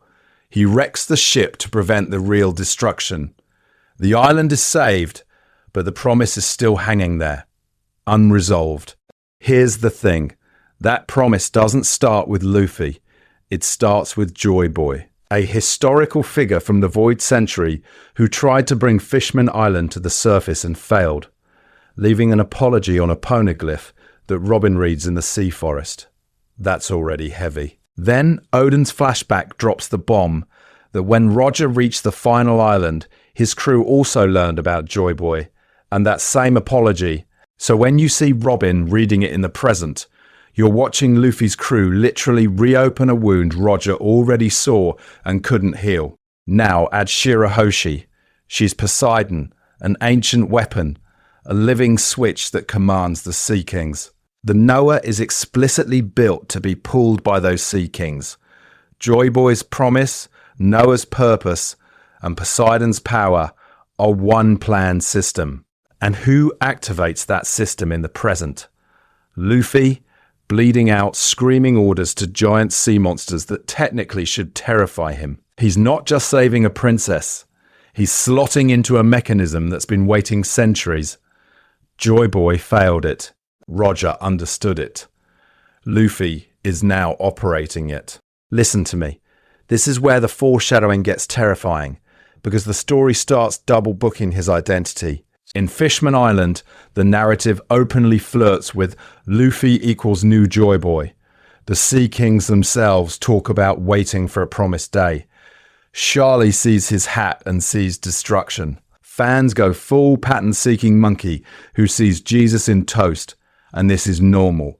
But veterans in universe don't call him Joy Boy. Rayleigh and Whitebeard frame him as the one who will inherit Roger's will and shake the world. So we need to understand what Oda is doing here. He's stacking categories. Joy Boy's ancient promise, Roger's discovered knowledge, and Luffy's current actions are being fused into one continuous role. At Fishman Island, the Luffy-Roger parallel stops being a fun personality echo and becomes cosmic responsibility. These are no longer just two free spirits running the same route. They're consecutive tenets of the same world-shaping job. And if Fishman Island is the test run for that job, the next arcs are where Oda starts stress testing the entire system. So when Oda stress tests the system, he doesn't start with Raftel or the Celestial Dragons. He throws Luffy into the industrial basement of Roger's era, Punk Hazard and Dressrosa. These arcs are the underbelly tour. This is the invoice for everything that happened after one man smiled on a scaffold. Punk Hazard is our first hard look at the post-Roger science project. Artificial devil fruits, weaponized children, A literal island-sized crime scene where Vegapunk's research, world government ambition, and pirate opportunism all melted together. And who's squatting in the middle of it? Caesar Clown, a bargain bin mad scientist whose whole business model exists because the world started chasing Roger's legend and needed shortcuts. You want power fast, you get smiles, you get sad, you get kids pumped full of drugs until their bodies break. Here's the thing, none of that is random villain flavor. It's the logical endpoint of an era where devil fruits and pirate might became the currency of survival after Roger destabilized everything with one final flex. The Marines respond with pacifistas and buster calls, pirates respond with New World arms races, and in the middle you get guys like Caesar selling poison to everyone. This is not a sin. This is not bad writing. This is Oda showing you the receipt. Then Dressrosa zooms out and says, No, you're not done. That was just the lab. Doflamingo is the post-Roger world in human form. A former celestial dragon, turned warlord turned underworld broker, sitting at the exact intersection of pirates, marines and nobles. And he will not shut up about it. His throne speech? That's a mission statement for the entire saga. He spells out the balance of power between the three great powers, scoffs at the idea of a vacant throne, and reminds you that Roger's execution didn't end an era. It blew a crater in the middle of it.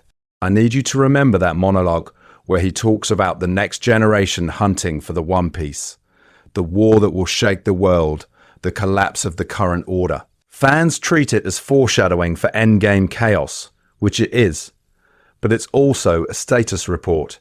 Doflamingo is profit-taking in the power vacuum Roger left behind. Smiles, sad, Kaido's army, a whole nation turned into a factory floor.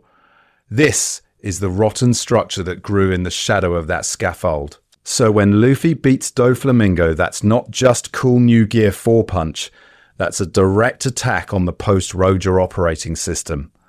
The factory burns. The Smile pipeline shatters. A warlord who weaponized the world government's own hypocrisy gets ripped off his stolen throne. Roger's era created the demand. Luffy is the one shutting the store down. And look at Law. His hatred of Doflamingo is this raw personal vendetta against the man who ruined his life. But structurally, it's the same emotional energy the older generation aims at the world government itself. Corazon, O'Hara, Fisher Tiger, different targets, same rage at an inhuman system. Luffy walks into both categories and becomes the common catalyst. He topples Doflamingo for Law, punches celestial dragons for the old guard, and every time he does, another pillar of Roger's warped legacy cracks. Listen to me. This is pre-writing, not coincidence.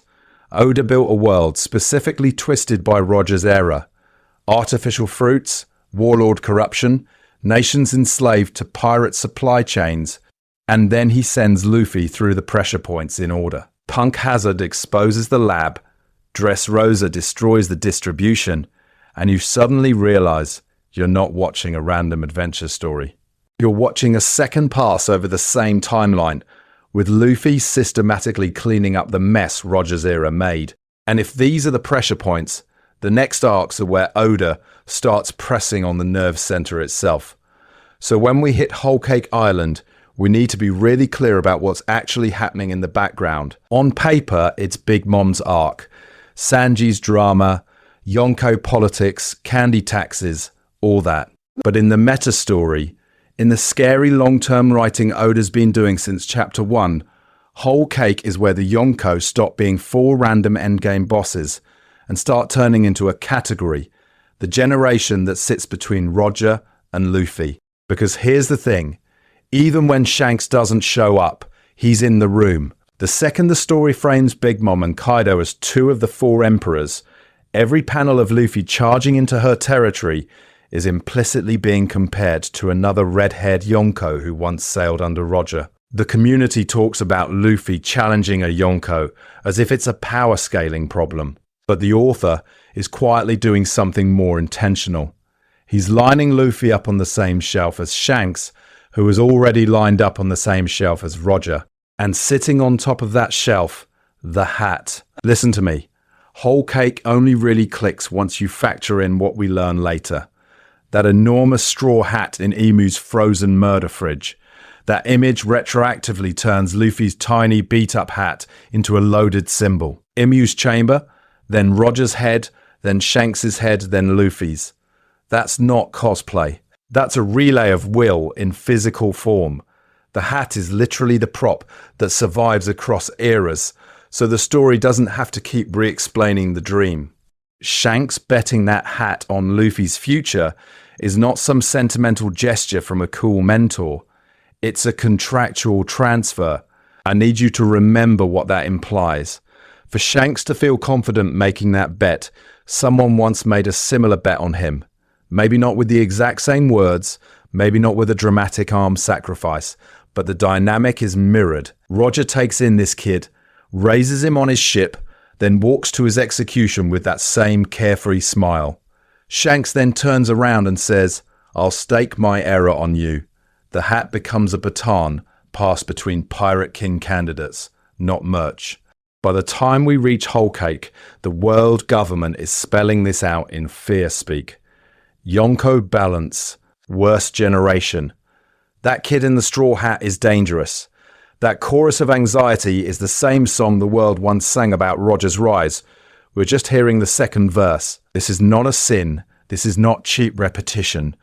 This is Oda intentionally putting Luffy into the same looming global threat category that Roger occupied, and using Big Mom as the test case to prove he belongs there. So even when Luffy is busy stealing wedding cakes and punching sweets, Roger is still in the frame. He's in the way people react to the hat. He's in the way Shanks' shadow hangs over every Yonko conversation. He's in the way veterans look at Luffy and flinch because they've seen this man before. You can pretend Whole Cake is a detour, this is fine, this is normal, but from a foreshadowing perspective, it's the author screaming, this is still the same story continuing, and the hat has not missed a handoff. And once you accept that, the next step is obvious.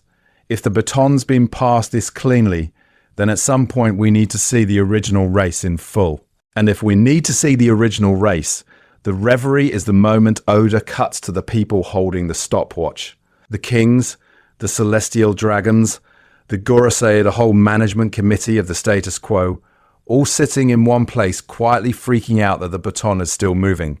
On the surface, reverie is just parliamentary cosplay. You've got the gathering of kings, the tour of Mary Geoways, the big speech about the empty throne. This is the world government's great piece of foreshadowing theatre. See? No one rules the world. Power is shared. Relax. And then Oda hard cuts to the one person sitting on that supposedly unoccupied seat. Emu, hidden sovereign. Zero public-facing law. Maximum narrative gravity. Here's the thing. The first concrete action we see from the literal secret king of the planet is sorting wanted posters.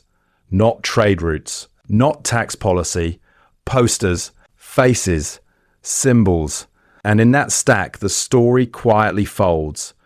Time we see the echoes of Roger's era in the way they talk about dangerous bloodlines, inherited wills, and the one pirate whose execution didn't actually solve the problem. Roger's dead, his crew scattered, but his category of threat very much alive. I need you to clock how intentional that is.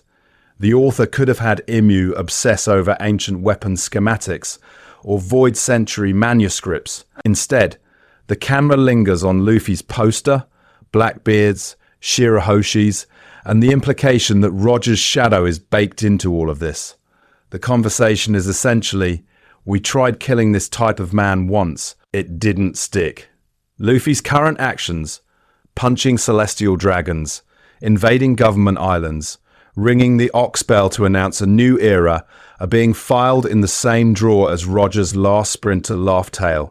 And then Oda pulls the most deranged pattern interrupt in the arc, the giant straw hat in Emu's frozen trophy room. This is the moment where every pattern-seeking monkey in the community, myself included, starts seeing Jesus in toast. Because that hat is not a cute Easter egg. It's an obsession. It's a relic being preserved, measured, feared.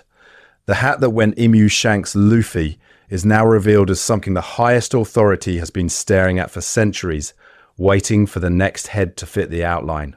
So when Emu holds Luffy's poster in front of that hat, the storytelling is screaming. The hat isn't just a fashion choice. It's a role, a recurring glitch in the system. The same existential problem Roger posed. A D with a straw hat, a crew, and an allergy to leashes has reappeared, and the one person who knows the Void Century truth is terrified that the script is about to finish this time. Listen to me. Rayleigh and Whitebeard recognizing Roger in Luffy is heartwarming. The Gorosei and Emu recognizing Roger in Luffy is a threat assessment. Reverie reframes Luffy not as the next big pirate, but as the continuation of a specific, documented catastrophe. This is not a sin. This is Oda showing you that even the villains understand the parallel. The one man they couldn't control has, from their perspective, respawned. And if the people on the empty throne see Luffy as Roger 2.0, then the only question left is, what exactly did Roger do that scared them this badly the first time? So when the Gorosei say Roger has respawned, that's not poetry. That's a production note. And Wano is where Oda finally hands you the tape of Roger's original run, so you can compare it frame for frame. We need to talk about Oden. Wano is a closed country, a narrative black box, and Oden is the one lunatic who spends his entire youth trying to jailbreak it. He crashes funerals, boils bandits, tries to sail on a log down a river that wants him dead. His dream is stupidly simple. Go to sea. Touch the outside world. Touch the real story. Then Whitebeard shows up, drags him onto the Moby Dick, and for a while you think, oh, okay, this is the Whitebeard flashback. This is fine. This is normal. And then Roger's ship pulls into the frame. Here's the thing. Up to this point, Roger is a silhouette and a reputation. He's a hat, a mustache, and a death scene. The community filled in the gaps with headcanons. Was he stoic? Was he cruel? Was he a genius chess master? The author never really planned out. Oden's flashback nukes all of that in one chapter. Because suddenly, we're not hearing about Roger through Marines or through nostalgic old men at a bar. We are on the deck. We are standing next to Oden, watching this crew work. Pattern interrupt. Roger is an idiot. In the best way. He's loud. He's impulsive. He laughs at everything. He picks fights because he's curious. He begs Whitebeard for Oden the way Luffy begs people to join his crew. He literally drops to his knees and slams his head into the floor. Tell me that's not a Straw Hat bit. From Oden's point of view, the Oro Jackson stops being a mythic ghost ship and turns into a very specific workplace comedy. Rayleigh rolling his eyes but enabling the madness. Buggy and Shanks bickering in the corner. The crew arguing about food, about treasure, about whether their captain is about to die of his disease mid-sentence. And crucially, Oda uses Oden to quietly map out their actual route. Fishman Island, Sky Island, Water 7, Lodestar, and finally, that last nameless island. Oden is literally logging the Grand Line in real time so future nerds, i.e. us, can overlay Luffy's path on top of it. Oden's narration keeps hammering one thesis. This journey is a miracle that will never be repeated.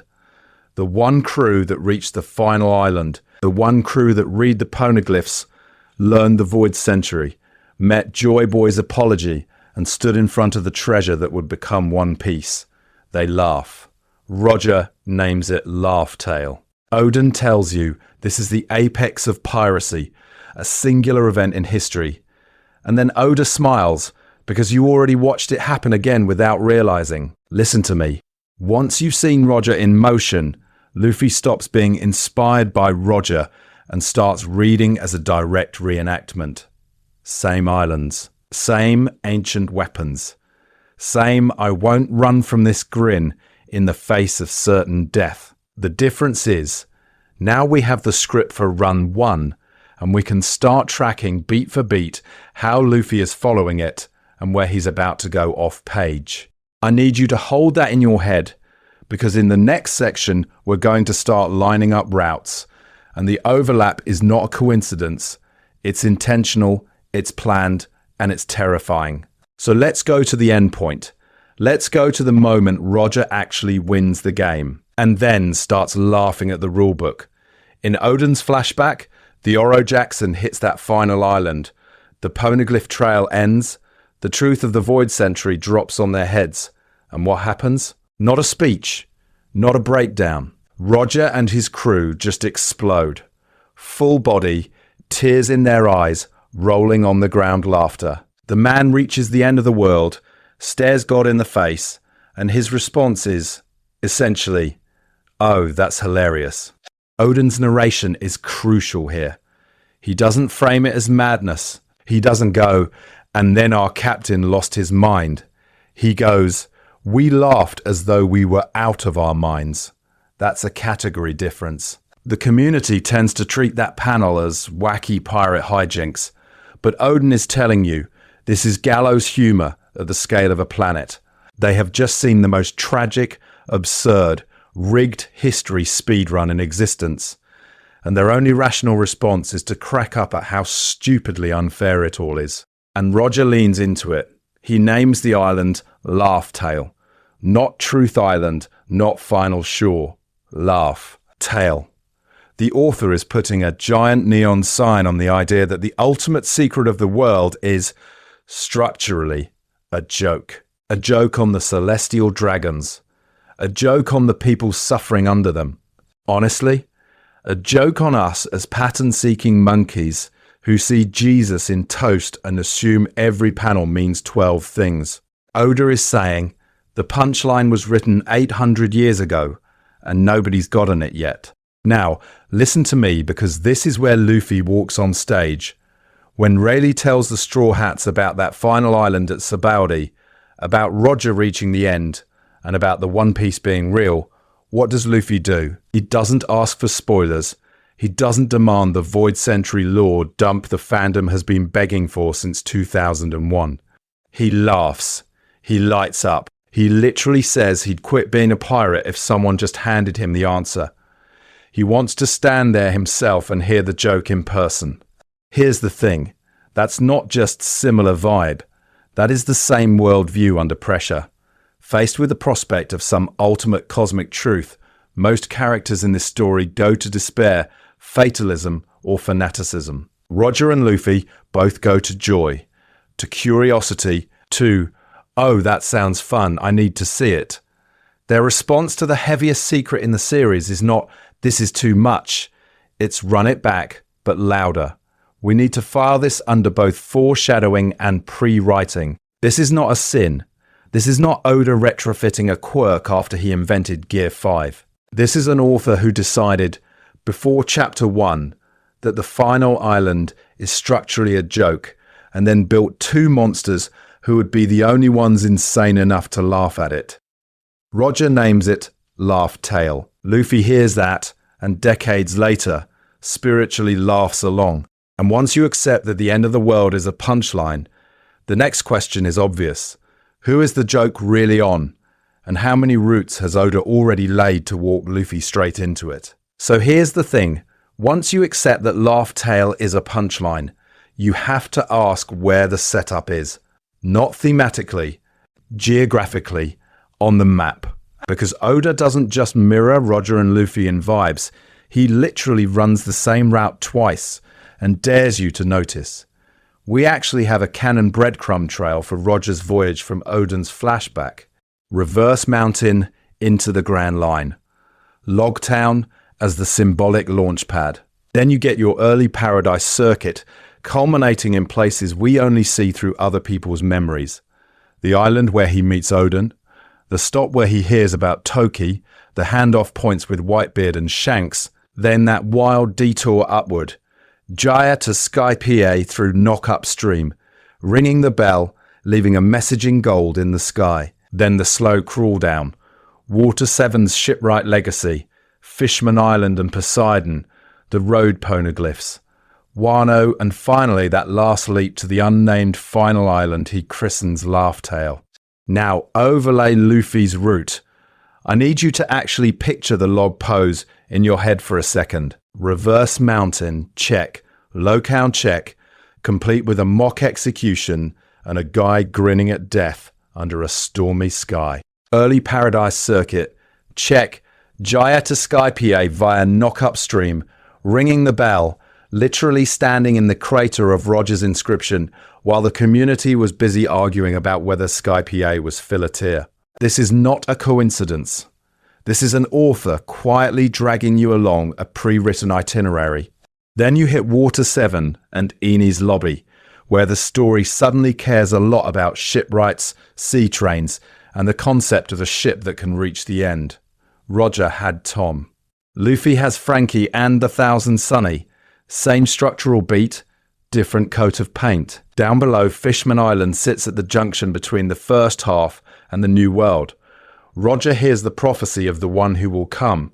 Luffy arrives generations later and is treated as the guy that prophecy was pointing at. Both crews leave promises hanging in the water there. Both crews are told, we're waiting for someone. And then Wano. Roger visits, can't open the borders, leaves with Oden and a sense of unfinished business. Luffy arrives to finish that business, armed with the same inherited will and, oh casually, the same road poneglyph network that defines Roger's last sprint. Listen to me. The log post system and the New World's branching routes are Oda's alibi. On paper, there are infinite paths. In practice, every crucial node Roger touches, Luffy eventually wanders into, as if the magnetism of the story itself is stronger than the magnetism of the needles. This is fine. This is normal. This is exactly how you hide pre-writing inside an adventure narrative without it feeling forced. Do I think Oda had every island name on a corkboard in 1997? No. I'm not that far gone as a pattern-seeking monkey who sees Jesus in toast. But I do think he pre-wrote the existence of a singular legendary route to the end of the world, then retrofitted both Roger's flashback and Luffy's journey onto that spine. The foreshadowing isn't just in dialogue, it's in cartography. And once you realize the map itself is a setup, the next question is brutal. If the route is that controlled, how much of Luffy's so-called freedom was ever really his? And if the route was never really free, then the next question is even worse. Why does the world keep producing the same monster who can actually walk it? Enter the voice of all things. This is not hacky with extra seasoning. This is a completely different category of weird. It's the ability to literally hear things that should not have a voice. Sea kings, poneglyphs, giant elephants, the bones of history itself humming in your ear while everyone else hears static. Here's the thing. Oda doesn't treat this as a fun party trick. In Oden's flashback, we watch Roger stand in front of a poneglyph, a rock he cannot read, and then respond to it anyway. He hears the message. He navigates the Rio poneglyphs without ever learning the language. His crew is stunned because the author is screaming at you through their faces. This is not normal. This is not a sin. This is not a cute coincidence. This is a planned superpower that shortcuts the single biggest gatekeeping mechanic in the story. The poneglyphs are supposed to be the lock on the One Piece endgame. You need scholars, you need training, you need Nico Robin. Roger just walks up and vibes with the rock, and the narrative goes out of its way to underline that he is an exception even among freaks. Rayleigh can't do it. Oden can't do it. Whitebeard can't do it. The only reason Roger's journey is even possible is because he is carrying this one illegal dev kit in his skull. Now, pattern-seeking monkey moment. When Luffy suddenly starts hearing voices at Fishman Island. Our community did the usual thing. Oh cool, new hacky category? No, stop. Listen to me. That scene with the Sea Kings is Oda quietly sliding a giant neon sign onto Luffy's forehead, that says, "Same bugged class as Roger." Luffy hears the Sea Kings that dragged Noah. Later on Zoo, he hears Zunesha's voice, the literal command and the pain of a walking island, and responds in real time. I need you to clock how rare this is. Within the pirate context, the story only ever explicitly links this ability to two people, Gol D, Roger, and Monkey D. Luffy, not a bunch of Ds, not strong haki users. 2. The narrative keeps veterans around, Rayleigh, the Minx, even Momonosuke as a control group, to react and say, "Oh, this is that thing again." The point is to weld Roger and Luffy together with an ability that bypasses the central information barrier of the plot. From a foreshadowing standpoint, this is one of the clearest smoking guns that Oda pre-wrote the Pirate King role as requiring the voice of all things. You don't accidentally invent a magic history-hearing power, give it to your dead legend, then randomly hand it to your protagonist 30 arcs later. That's intentional design. The setup isn't maybe Luffy will get strong. The setup is the only person who can literally hear the road itself is the one who finishes the journey Roger started. And once you accept that Luffy is hard-coded with the same forbidden firmware, we need to talk about what else he inherited from Roger that isn't visible on a stat sheet. So if Luffy is running Roger's operating system, we need to talk about the terrifying part, the hardware that OS is installed on. Because Oda doesn't just copy-paste a protagonist, he copy-pastes a social ecosystem. He builds the same crew twice. Go back to Odin's flashback. Roger's ship is chaos. It's a daycare run by war criminals. You've got Buggy and Shanks bickering in the corner, Odin rampaging, Gaban being effortlessly cool, and in the middle of that hurricane there's Roger, this laughing idiot who will absolutely delete an island if you threaten his friends. The only reason that ship doesn't sail directly into a black hole is Rayleigh, the calm, terrifyingly competent right hand, who turns Roger's insanity into actual navigation. Now zoom to the Thousand Sunny. Different paint job, same blueprint. The Straw Hats are a walking HR violation. Constant bickering, food theft, Nami's financial war crimes, Frankie screaming, Brooke asking to see panties on a Tuesday morning. And in the center, another clown who stretches his face, eats everything, and then turns into a war god the second his family is in danger. The only reason that ship hasn't exploded 12 times is Zoro and Nami quietly doing the Rayleigh job in two halves.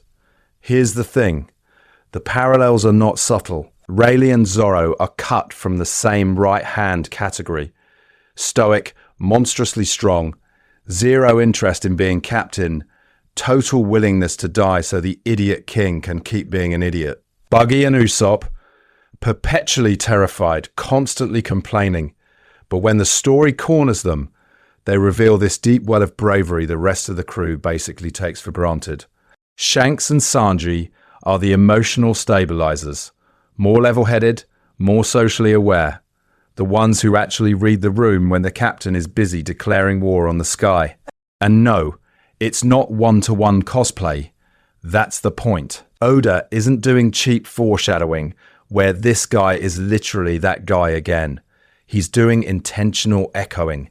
Same roles, same emotional architecture, different personalities. It's the difference between tracing and composing in the same key. The community loves to argue over which straw hat matches which Roger pirate, but the writing problem Oda is solving is structural.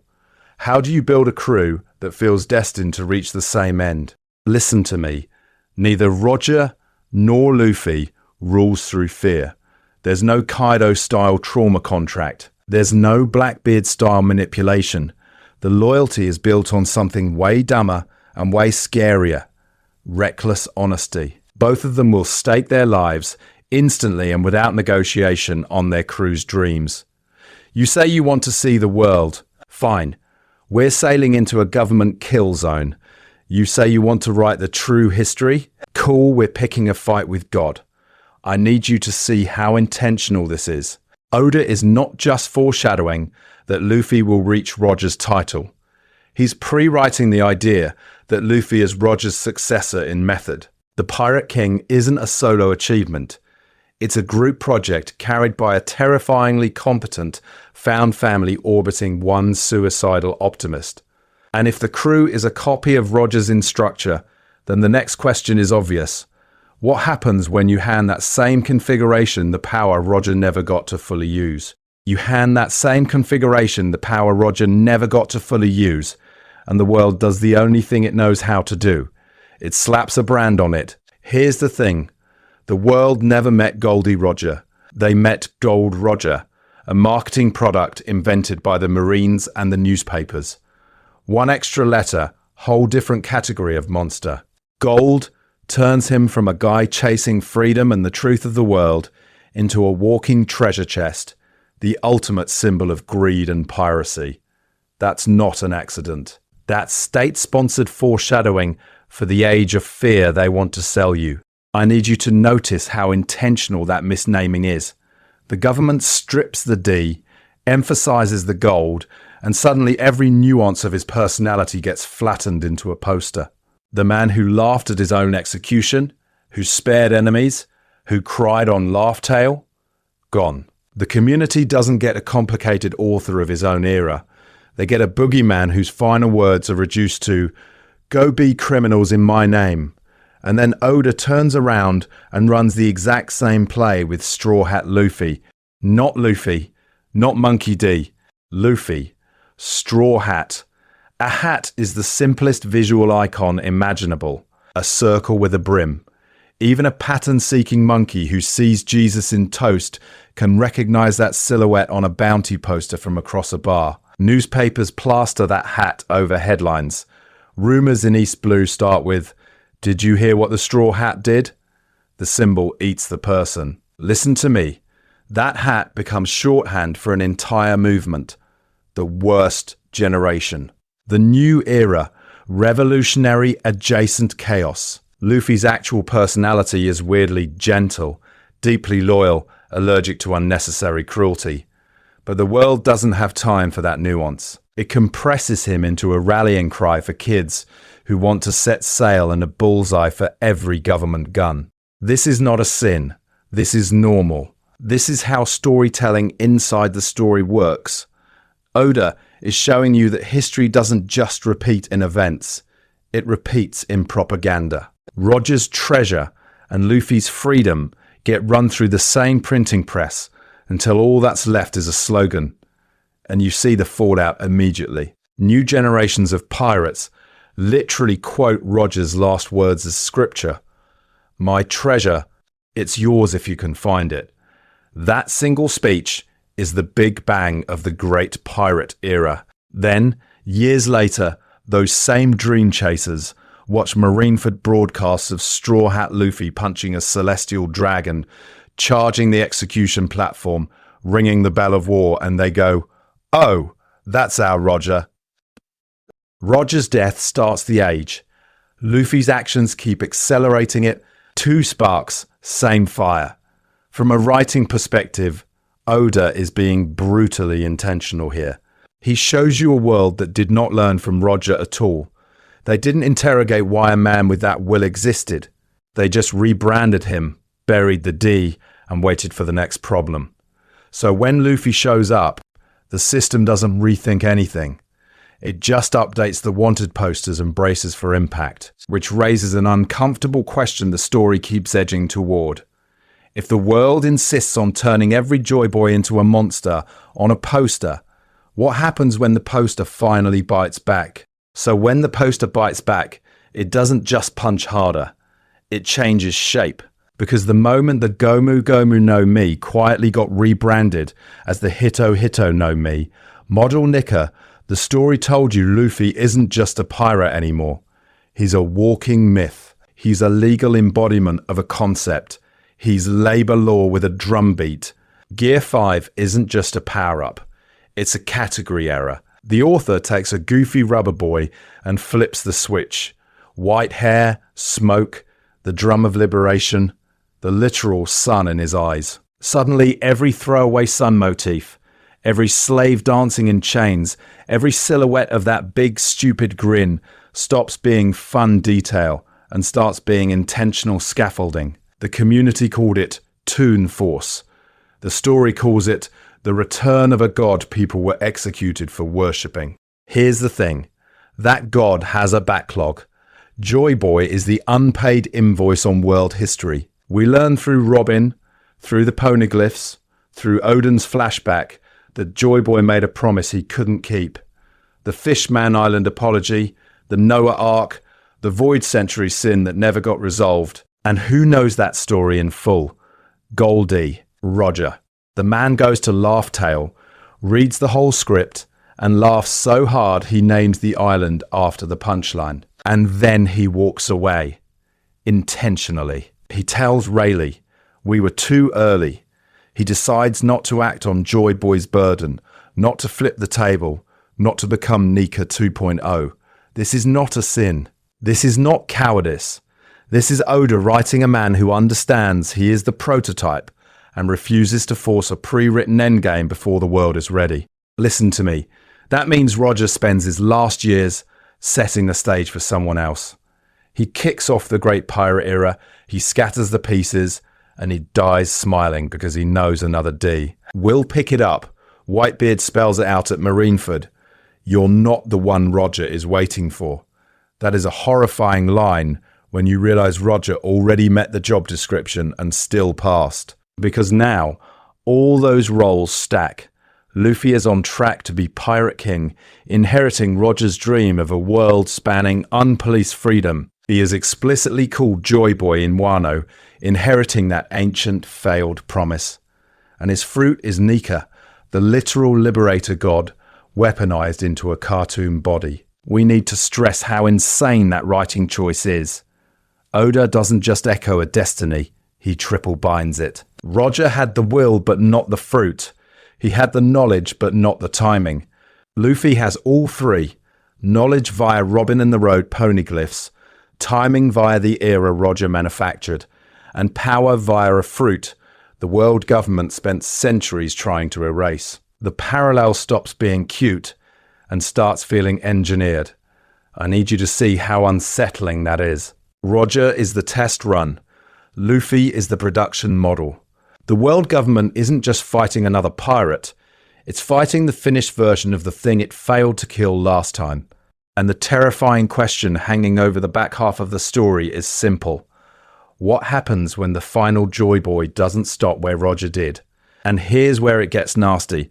Because both of those questions, what happens if he doesn't stop, and what even is he stopping, run headfirst into the word both Roger and Luffy worship, freedom. Both of them define Pirate King as the freest man on the sea.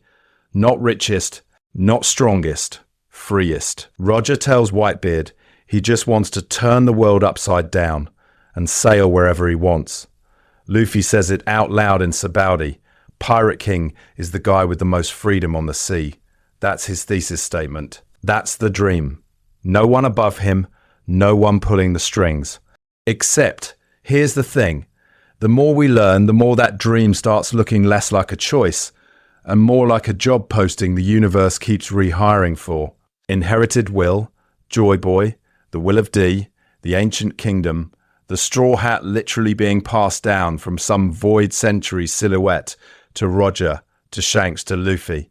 This is not subtle. This is not, oh wow, fun coincidence.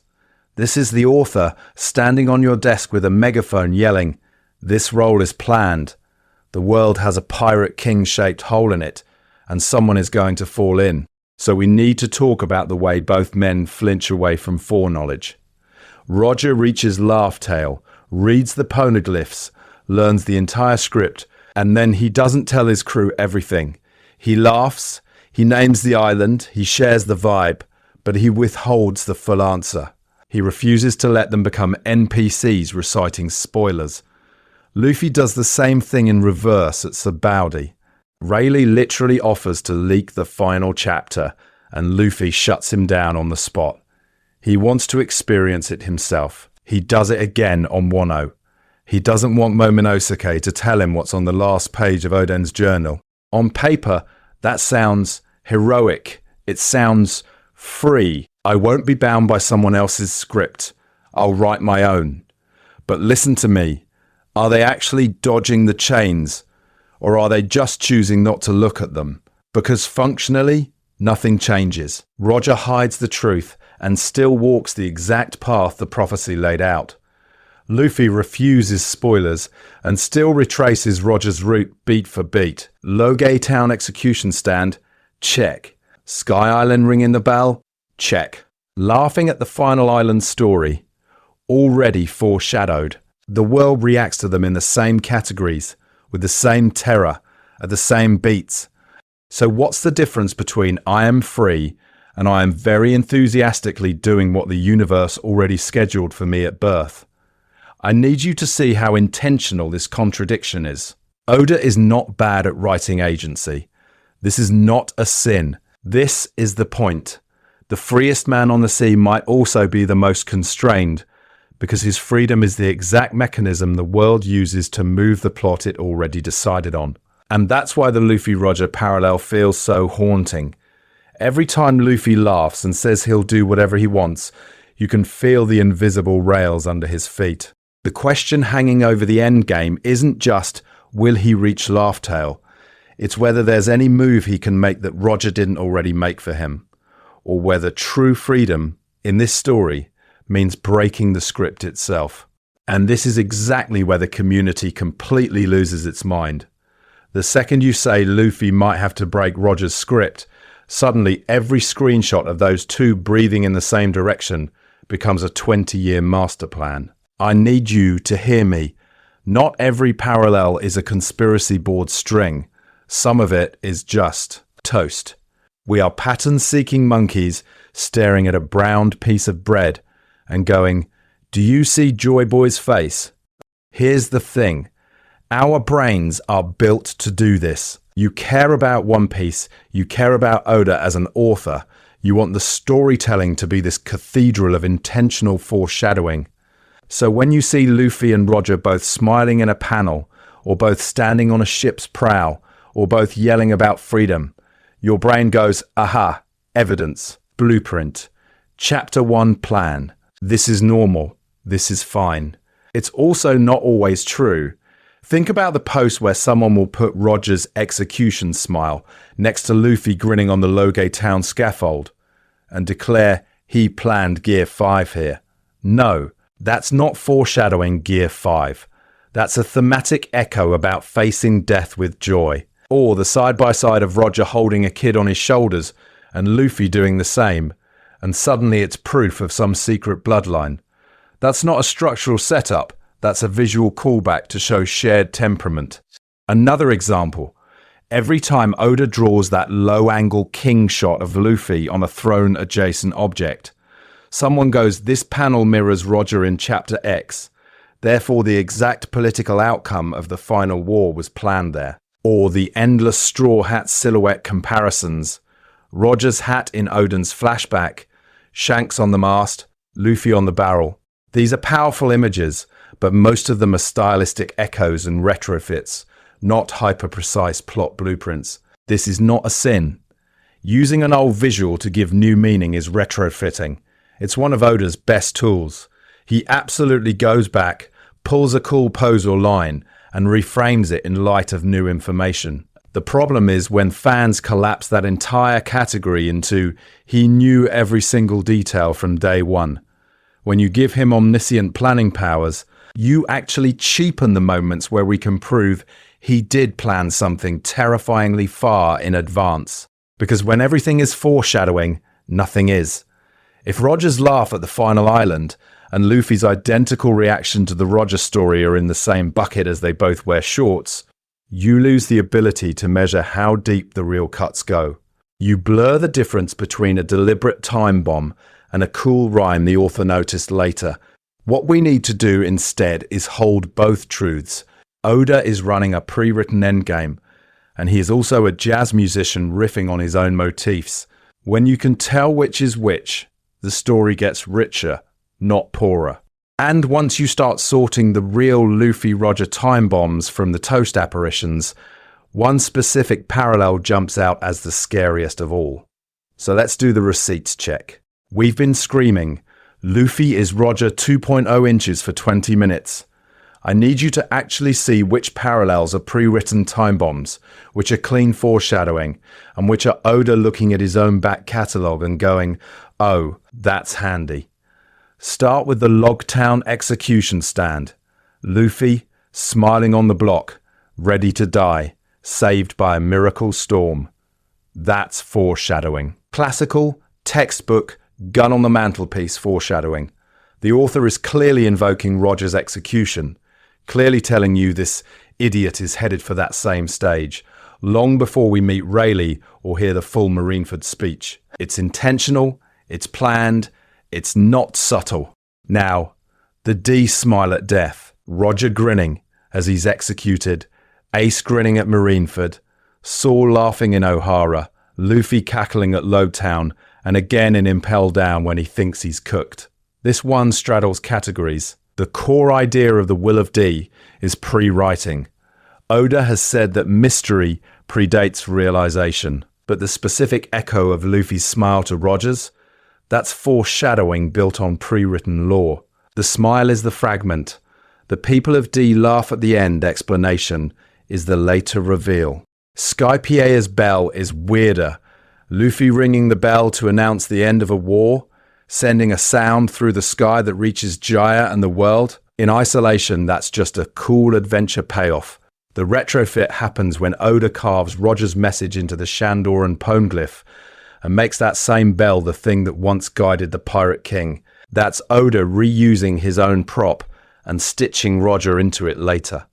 This is not a sin. This is normal. It's how good long-running writing works. Voice of all things. That's pre-writing with foreshadowing sprinkled on top. Roger hearing the Sea Kings, Oden noting it, then decades later Luffy and Momonosuke doing the same thing with Zunisha. The power itself is a pre-written mechanic of the endgame. The way Luffy casually demonstrates it before we have a name for it is foreshadowing of the explanation, not a last-minute patch. Whitebeard's speech at Marineford, where he basically says someone will inherit Roger's will and find the One Piece, is pure foreshadowing, but of a pre-written conclusion. Oda already knows that someone is Luffy. The speech is him underlining the thesis in red for the community. Oden's flashback is heavy retrofit that crystallizes all of this. We see Roger laughing at the final island, naming it Laughtail, tracing almost the exact route Luffy has already walked. That's Oda taking 20 years of scattered parallels and welding them into a single explicit mirror. Pattern interrupt. The Joy Boy / Nika stuff feels too clean to be coincidence. Early sun motifs, the giant straw hat in Mary GOIs, Skypiea's sun god talk, Luffy's goofy grin being framed as salvation. That's not just, oh, cool rhyme. That smells pre-written. Maybe not every panel, but the role. The idea of a joy-bringing rubber-bodied liberator wearing that hat. Here's the thing.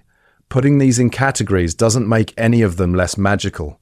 It just tells you when Oda was playing chess 10 moves ahead versus when he was speedrunning his own greatest hits. The terrifying part isn't that he planned every detail.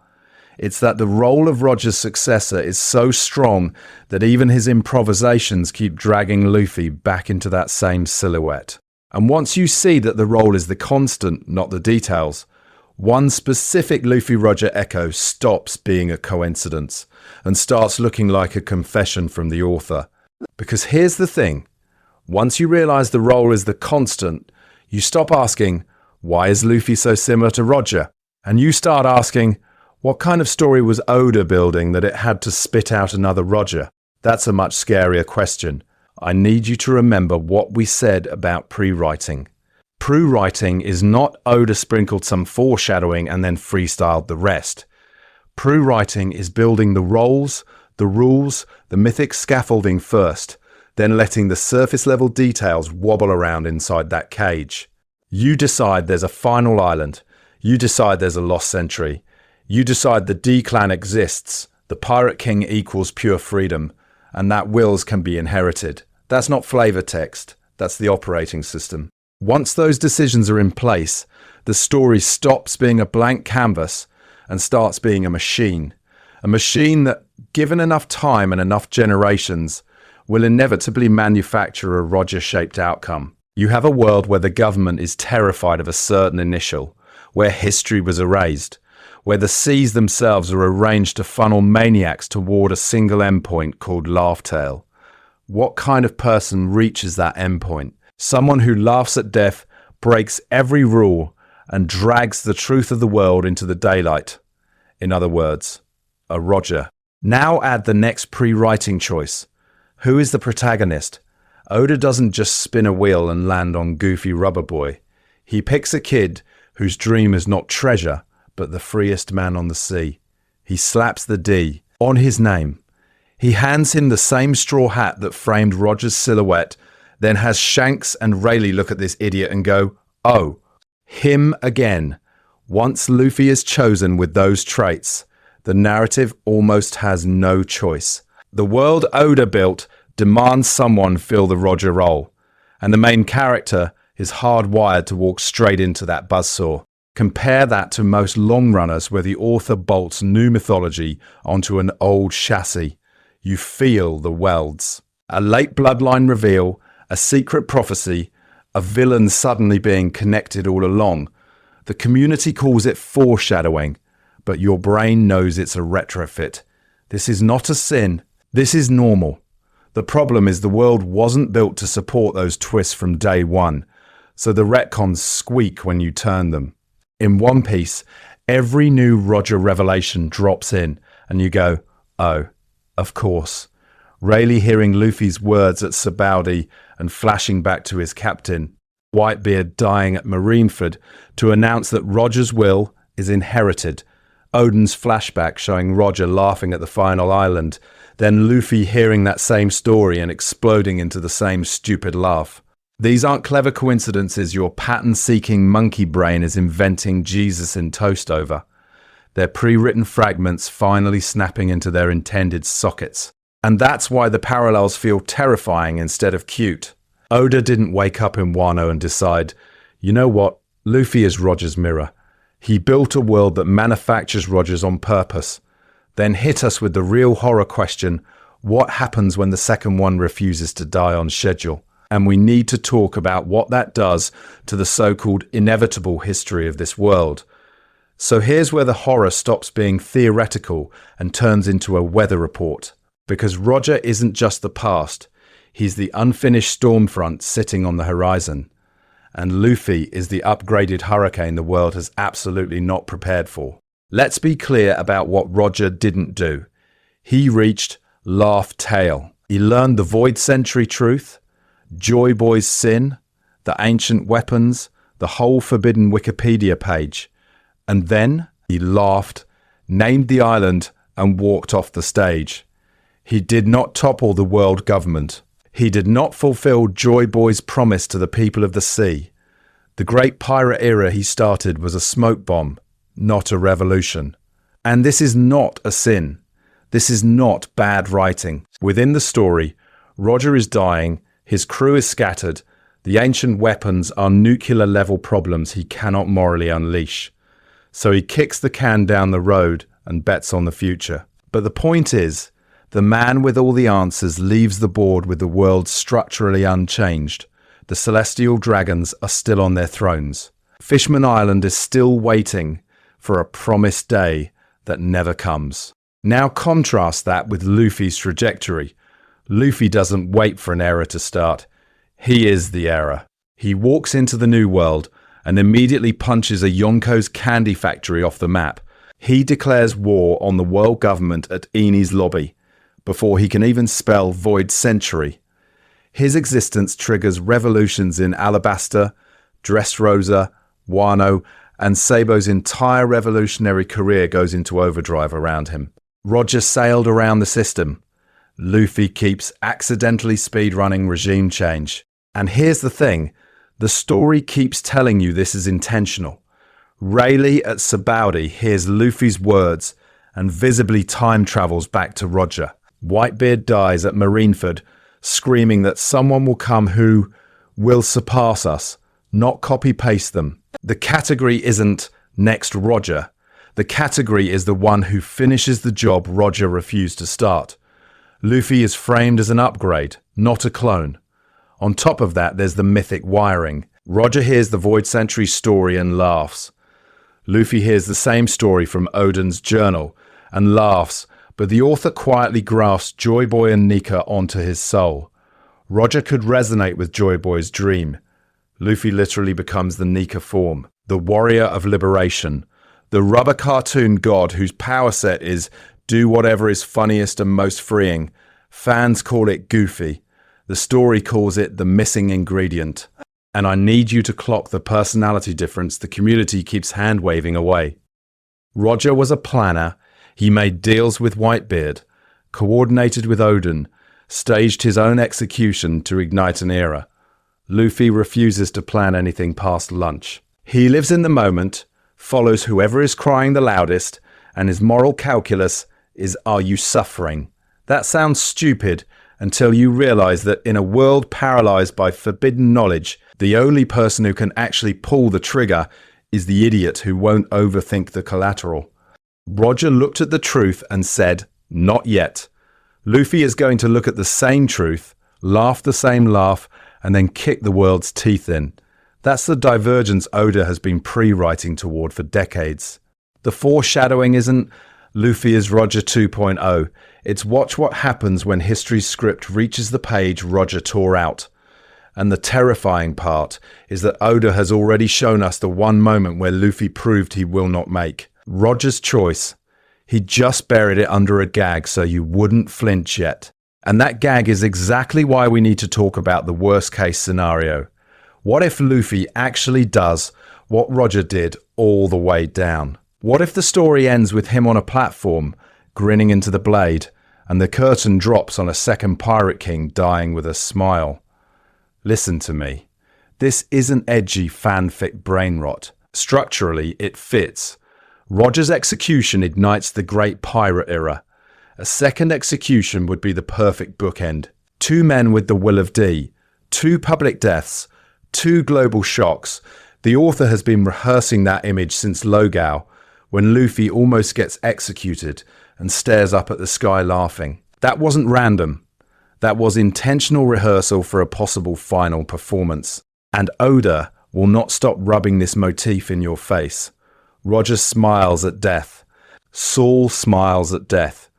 Ace smiles at death. Even freaking Whitebeard, half a face missing, dies standing grinning at a world that is not ready for the truth. D-carriers and their orbiters treat death as a punchline. This is not a sin. This is not bad writing. This is the series' most consistent piece of foreshadowing. When the Ds meet the end, they don't flinch. They laugh. So imagine Oda using that one more time. Luffy, Joy Boy, the culmination of every inherited will, smiling as the world finally catches fire in the way it needed to. In pure storytelling terms, it would cement him as the ultimate D. He wouldn't just inherit Roger's will, he'd complete the behavioral pattern the story has been drilling into your skull for 1,000 chapters. But here's the thing, is that actually the most satisfying outcome? I need you to sit with that. A story where Luffy dies smiling, having broken the celestial dragons, freed the seas, and kicked history's jaw in. That's clean. That's mythic. That's the version your English teacher writes a thesis about. But is it more satisfying than the greasier, messier version, where he survives, gets old, and actually inhabits the freedom he fought for? Where the Pirate King doesn't just die for an era, but lives through the consequences of changing it? Pattern interrupt. What if both options are a trap? Because the real question isn't does he die? It's what does the world do with his death or his survival? If a second Pirate King is executed, does that trigger a third era of piracy, an even bigger tidal wave than Roger's? Or does it finally break the cycle? Roger sparks the age, Luffy ends it, and there is no next Pirate King because the role itself becomes obsolete. And if he lives, does the community just stop? Do pirates vanish?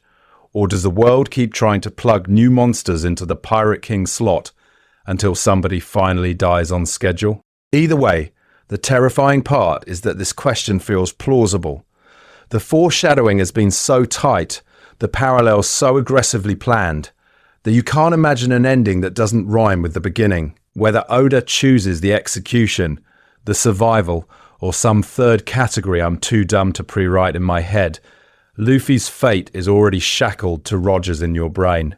And in the next section, we need to talk about the one choice Luffy's already made that quietly proves he's willing to snap that chain in half. So here's the problem. Once you see how hard Luffy and Roger rhyme, your brain wants to sprint straight into Oda planned every atom of this from chapter 1-inch territory and never come back. And listen to me, if you then go on Twitter and post 2 panels and scream 2-0, YEA are foreshadowing you are doing both yourself and the community dirty. We need to talk about how to obsess over this stuff without sounding like a conspiracy theorist who's connecting red string between screenshots of Rayleigh. And the solution is stupidly simple. Start labeling what you're doing. When you throw up that panel of Roger laughing at Laughtail next to Luffy cackling about going there, say what category you think it is. Is this foreshadowing, where Oda intentionally planted an early echo of a planned payoff? Is it retrofitting, where he later decided, oh, I can mirror Roger here? Or is it pre-writing, where both moments are fragments of a roadmap he had before chapter 1? I need you to actually write the word. This feels like pre-writing because Oden's flashback and Luffy's scene are too structurally clean to be an accident. Or, this is a brilliant retrofit. Oda reused the Logtown execution pose once he fully locked in Roger's characterization. The second you do that, you've moved from wow crazy to here's my craft argument. Same panels, different credibility. Here's the thing. You can go even further and run every parallel through 3 questions. 1. Did Oda need this for the story to work? 2. Did he have the information available at the time? 3. Does he ever comment on it in an SBS or interview? Take the Logtown execution stand. Did he need Luffy to mirror Roger's death pose? No, he could have staged that scene 100 ways. Did he know Roger's basic fate and the Pirate King myth? Absolutely. Has he hinted in SBS that he had the ending in mind from the start? Repeatedly. Suddenly you're not just a pattern-seeking monkey who sees Jesus in toast. You're doing textual analysis. And this is not a sin. Being wrong is fine. Saying, this feels like pre-writing, or this is probably a retrofit, is you admitting uncertainty while still hyping the storytelling. The problem is the absolutist meme talk. Oda planned this from chapter 1-inch stamped on every straw hat silhouette and sun motif. Unless you've got an author quote, or the payoff is so specific it could not have been improvised, cool it with the prophecy language. Because when you get precise, something really fun happens. You stop sounding mystical and start sounding informed. You stop worshipping Oda as a chaos god and start appreciating him as a terrifyingly disciplined writer. Your hype becomes contagious, not because you're screaming louder, but because you're showing people exactly where the craft lives. And no, being this nerdy does not kill the magic. This is normal. If anything, it isolates the spots where he actually did break our brains, with 20-year setups and those Luffy-Roger parallels that are too tight to shrug off. In the next section, we're going to poke the hornet's nest even harder and talk about the one inherited Will of D expectation Luffy quietly refuses to obey. So when I say Oda is terrifying, I don't mean Oda is a time god who wrote chapter 1100 before chapter 1 and has just been slowly feeding it to us. I need you to drop that meme. It's cute, it's comforting, and it completely misses how hard the actual magic trick is. Because here's the thing. Treating Oda as an omniscient robot author actually undersells him. He planned everything from day one sounds impressive until you remember how human writing works.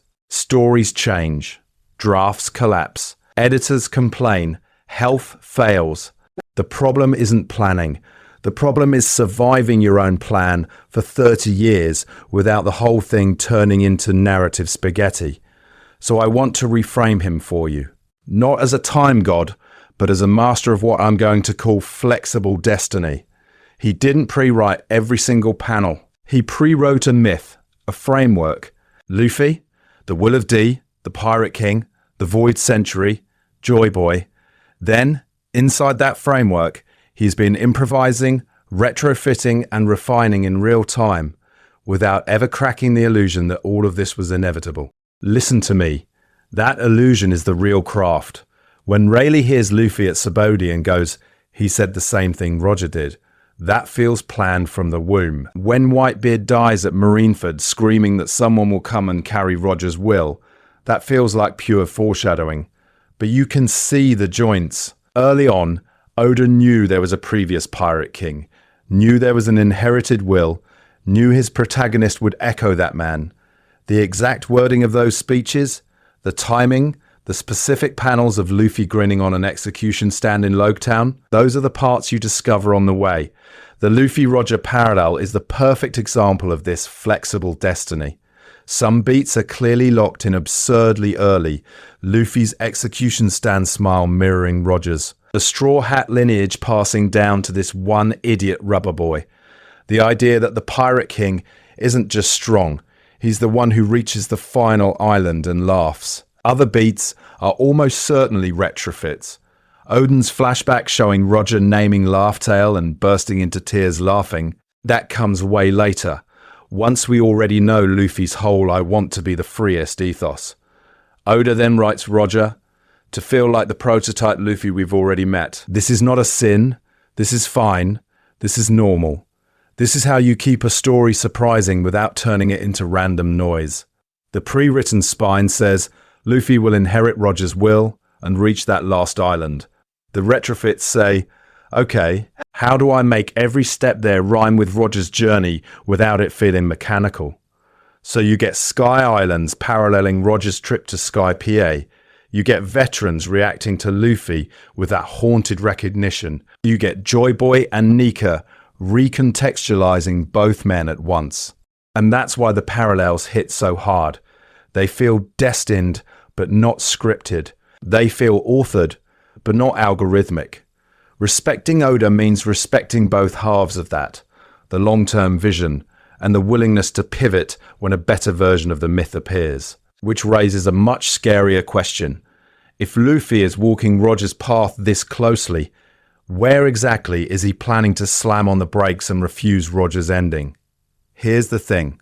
That question isn't just in the story. It's on your timeline, it's in your group chat, it's in that 3-hour Discord call where you swore you were logging off at midnight and suddenly it's 3 a.m. and you're arguing about whether Luffy dies a Roger death or breaks the cycle. We are doing to Luffy exactly what the One Piece world did to Roger. People in universe cannot shut up about this man who's been dead for decades. Every other arc, some scholar, some washed-up pirate, some marine veteran is still running the Roger discourse. Was he a demon? A hero? Did he start the Age of Dreams or the Age of Ruin? That's the air they breathe. And then you zoom out to us, the community, and congratulations, you're a citizen of that same world. We need to be honest about how feral we are. Panel comparisons of Roger and Luffy smiles. Side-by-sides of execution stands and Sabaody punch-outs. 20 to tweet threads mapping Roger's route to Luffy's route, island by island, year by year. This is not a sin. This is normal. When you have an author who is this intentional, this planned, you turn into a pattern-seeking monkey who sees Joy Boy in every sun-shaped rock. In the story, you have historians and pirates and marines building entire careers around decoding Roger's journey. In reality, you have YouTubers, translators, databook gremlins, and Reddit detectives doing the exact same category of work on Luffy. They catalogue his words next to Roger's words, his laugh next to Roger's laugh. They treat every Rayleigh line as a primary source document. The only difference is the medium. And listen to me, Oda knows. Oda absolutely knows. He drip feeds Roger flashbacks with surgical cruelty. We get Oden's flashback only after Luffy has already hit most of the same emotional beats. We see Roger naming Laugh Tale only after we've watched Luffy react to that story and swear to reach it. The foreshadowing isn't just about plot, it's about training both audiences to obsess on the same wavelength. I need you to see how meta this is. Inside the manga, the mystery of Roger's will keeps the great pirate era burning. Outside the manga, the mystery of Luffy's endgame keeps you buying volumes and refreshing for spoilers. Oda is running the same experiment twice, once on fictional populations, once on real humans with internet access and no self-control, which leads to the genuinely unsettling parallel. We are to Luffy what the One Piece world was to Roger. We are the crowd at the execution platform, except our platform is weekly serialization. We're the ones projecting meaning onto a man who keeps saying over and over, I just want to be free, and then doing whatever he wants regardless of our theories about what the Pirate King should be. So when I say the Luffy-Roger parallel isn't just textual, I mean it's experiential. We are living through a second great pirate era in real time as readers. The first era was Roger's voyage. The second is our attempt to predict, dissect, and control Luffy's. And the scary part is, what happens if he refuses Roger's ending and also refuses ours? So to feel how insane that question actually is, we need to stack the pattern. All of it. Rapid fire. No cope. No. Well, maybe Oda just echoed a few things. Safety net. Foundations first. You've got two men with the D. Initial, both literally smiling at death. Roger on the scaffold, grinning as he kicks off an era. Luffy in Loguetown, arms spread in the storm, laughing when he thinks the lightning bolt is his execution. For both of them, Pirate King isn't a job title, it's a synonym for maximum freedom.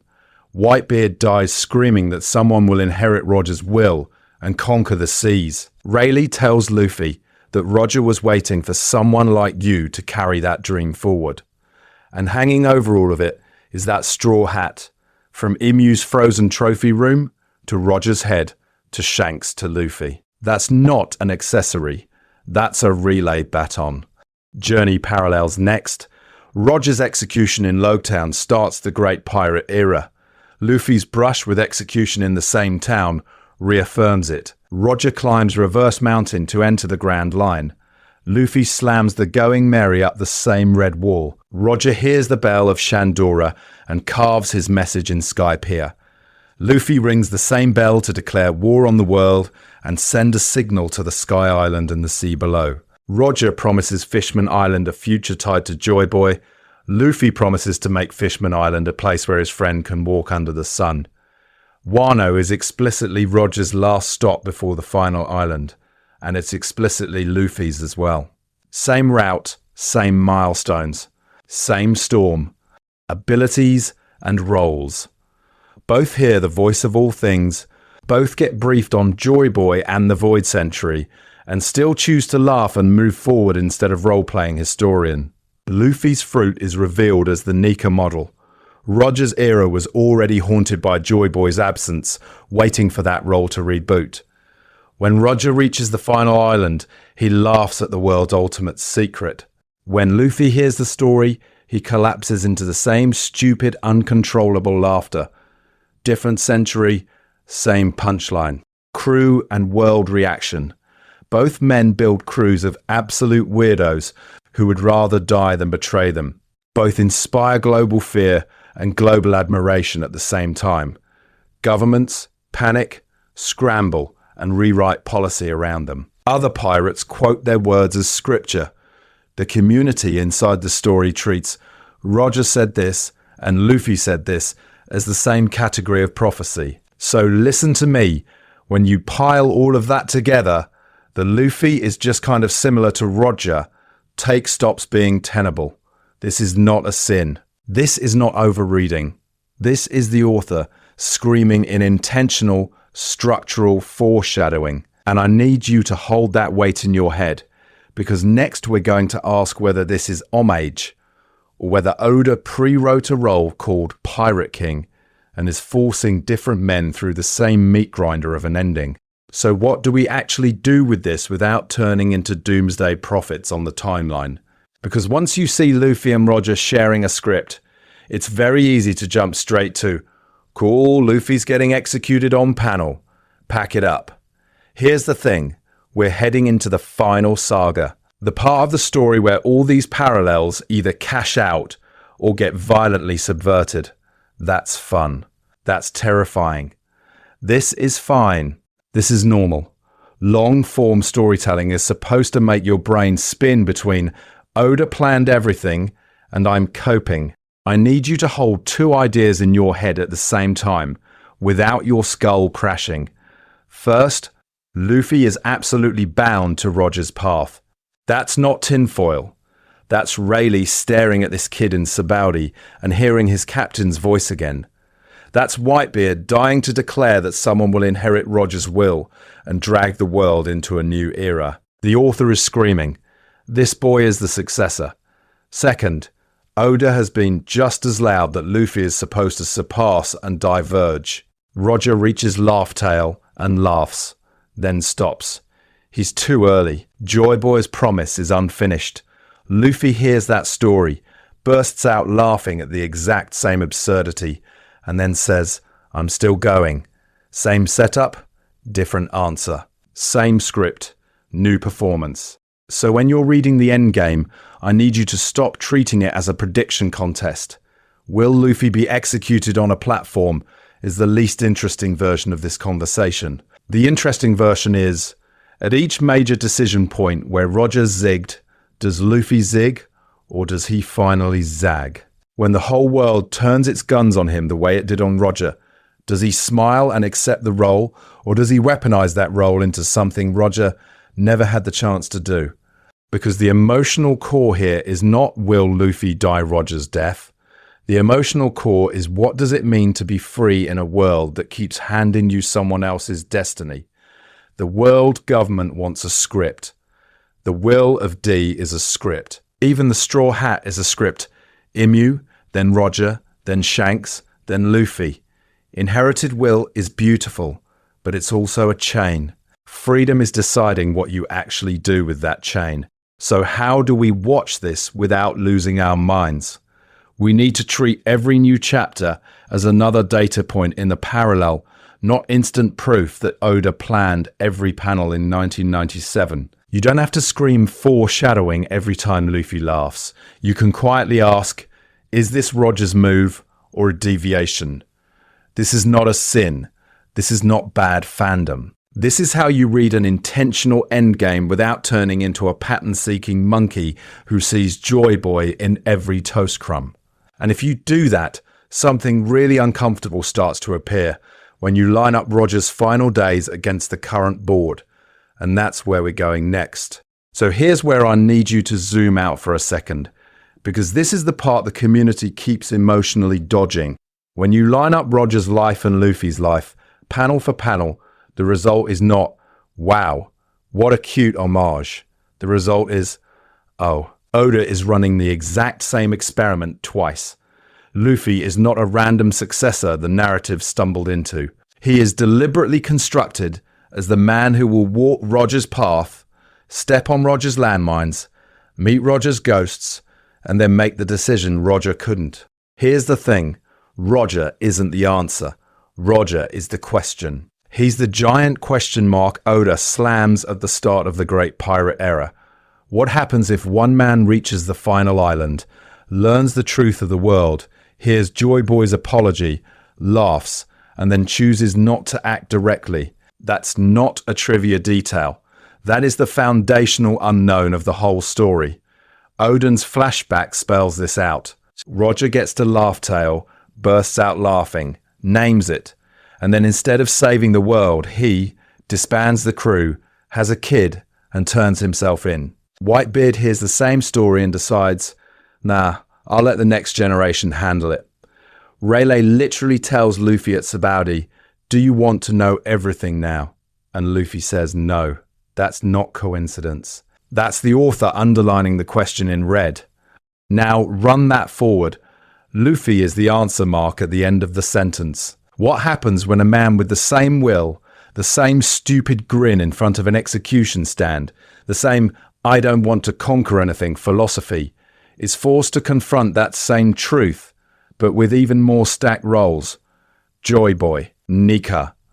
The straw hat that moved from Imu's chamber to Shanks to him. The Pirate King title redefined not as strongest guy, but as the one who can actually do something with this information. That's why these parallels feel terrifying when you stop memeing them and actually sit with them. They're not aesthetic. They're not Easter eggs for fans to farm Twitter engagement. They are set up and payoff for a 1,000+ chapter philosophical experiment about freedom and fate. What happens when you run the same scenario twice, but on the second run you hard-code a god of liberation into the protagonist's fruit and force him to pick up the baton his predecessor dropped? And listen to me, because we need to be honest about our own brains here. Seeing the parallels is not where we lose the plot. This is not a sin. This is normal. The problem is when we stop asking what those parallels are for and retreat into, wow, Oda planned this 20 years ago, haha, genius man, as if that's the end of the conversation. The point of all this intentional mirroring is that Luffy is here to finish Roger's unfinished sentence. Roger put a question mark at the dawn of the age. Luffy is the punctuation at the end. The only thing we don't know yet is whether that mark is a period or an exclamation point. And to figure that out, we have to talk about the one thing Roger refused to do and the one thing Luffy might not be allowed to avoid. And here's the thing. We just spent an absurd amount of time proving that this isn't random Roger panel / Luffy panel equals Oda 5D chess energy. Remember where we started. People cropping 2 screenshots, slapping them together, and declaring Oda planned everything like they've solved literature. I need you to look at what we just did and feel the difference. This was timestamps, this was categories, this was actually asking, what did the author know and when? Instead of, does this make my pattern-seeking monkey brain see Jesus in toast? So here's your homework. And yes, I am assigning homework in a video about pirates. When you go back into the community and you talk about Luffy and Roger, I need you to start tagging your own takes. Is it foreshadowing? Say it. Is it a retrofit? Say that. Is it pre-write? Something Oda clearly planned in the broad strokes before chapter 1 and then slow dripped for 25 years? Call it out. The category matters because it forces you to answer the only adult question in storytelling discourse. Was this intentional? Or are we just vibing? Because we need to stop treating retrofit as a slur and foreshadowing as a participation trophy. You post a new parallel? Cool. Drop your receipts. What chapter did the setup appear? What interview hints that Oda had this in his notes? What's the alternative explanation if he didn't? If you can't do that in a comment, this is not a sin. This is normal, but at least admit it's a fun coincidence instead of divine scripture. And I want the comments on this video to be the stress test. Don't just type "you forgot X" and vanish into the mist. Tell me what I missed and then argue your category. You think there's a Logtown Roger parallel I didn't touch? A Skypiea beat that screams pre-write? Some Wano panel where Oda is basically holding up a sign that says Joy Boy equals Roger's unfinished save file? Put it down there with an argument. Turn the comments into a collaborative analysis, not a meme collage. Pattern interrupt. Close the tab. No, actually don't. But imagine if you did and went straight back to the manga. If you reread Logtown, Skypiea, Marineford, Wano with this lens, Rayleigh's little asides stop being trivia and start reading like a man watching his captain's ghost possess a rubber child. Every execution stand, every inherited will speech, every time Luffy laughs in the face of certain death suddenly plays as Roger's route guide, not just Luffy being Luffy. Listen to me. If this worked, you should feel a tiny bit haunted now when Luffy grins. That's the point. And yeah, I am aware I have spent an embarrassing chunk of my finite human existence categorizing fictional pirate foreshadowing, so you don't have to. This is fine. This is normal. If you want more of this overlong brain rot, hit like, drop your categorized parallels in the comments, subscribe and stick around for the next unnecessarily detailed breakdown of how Oda is quietly breaking all of our brains on a weekly basis.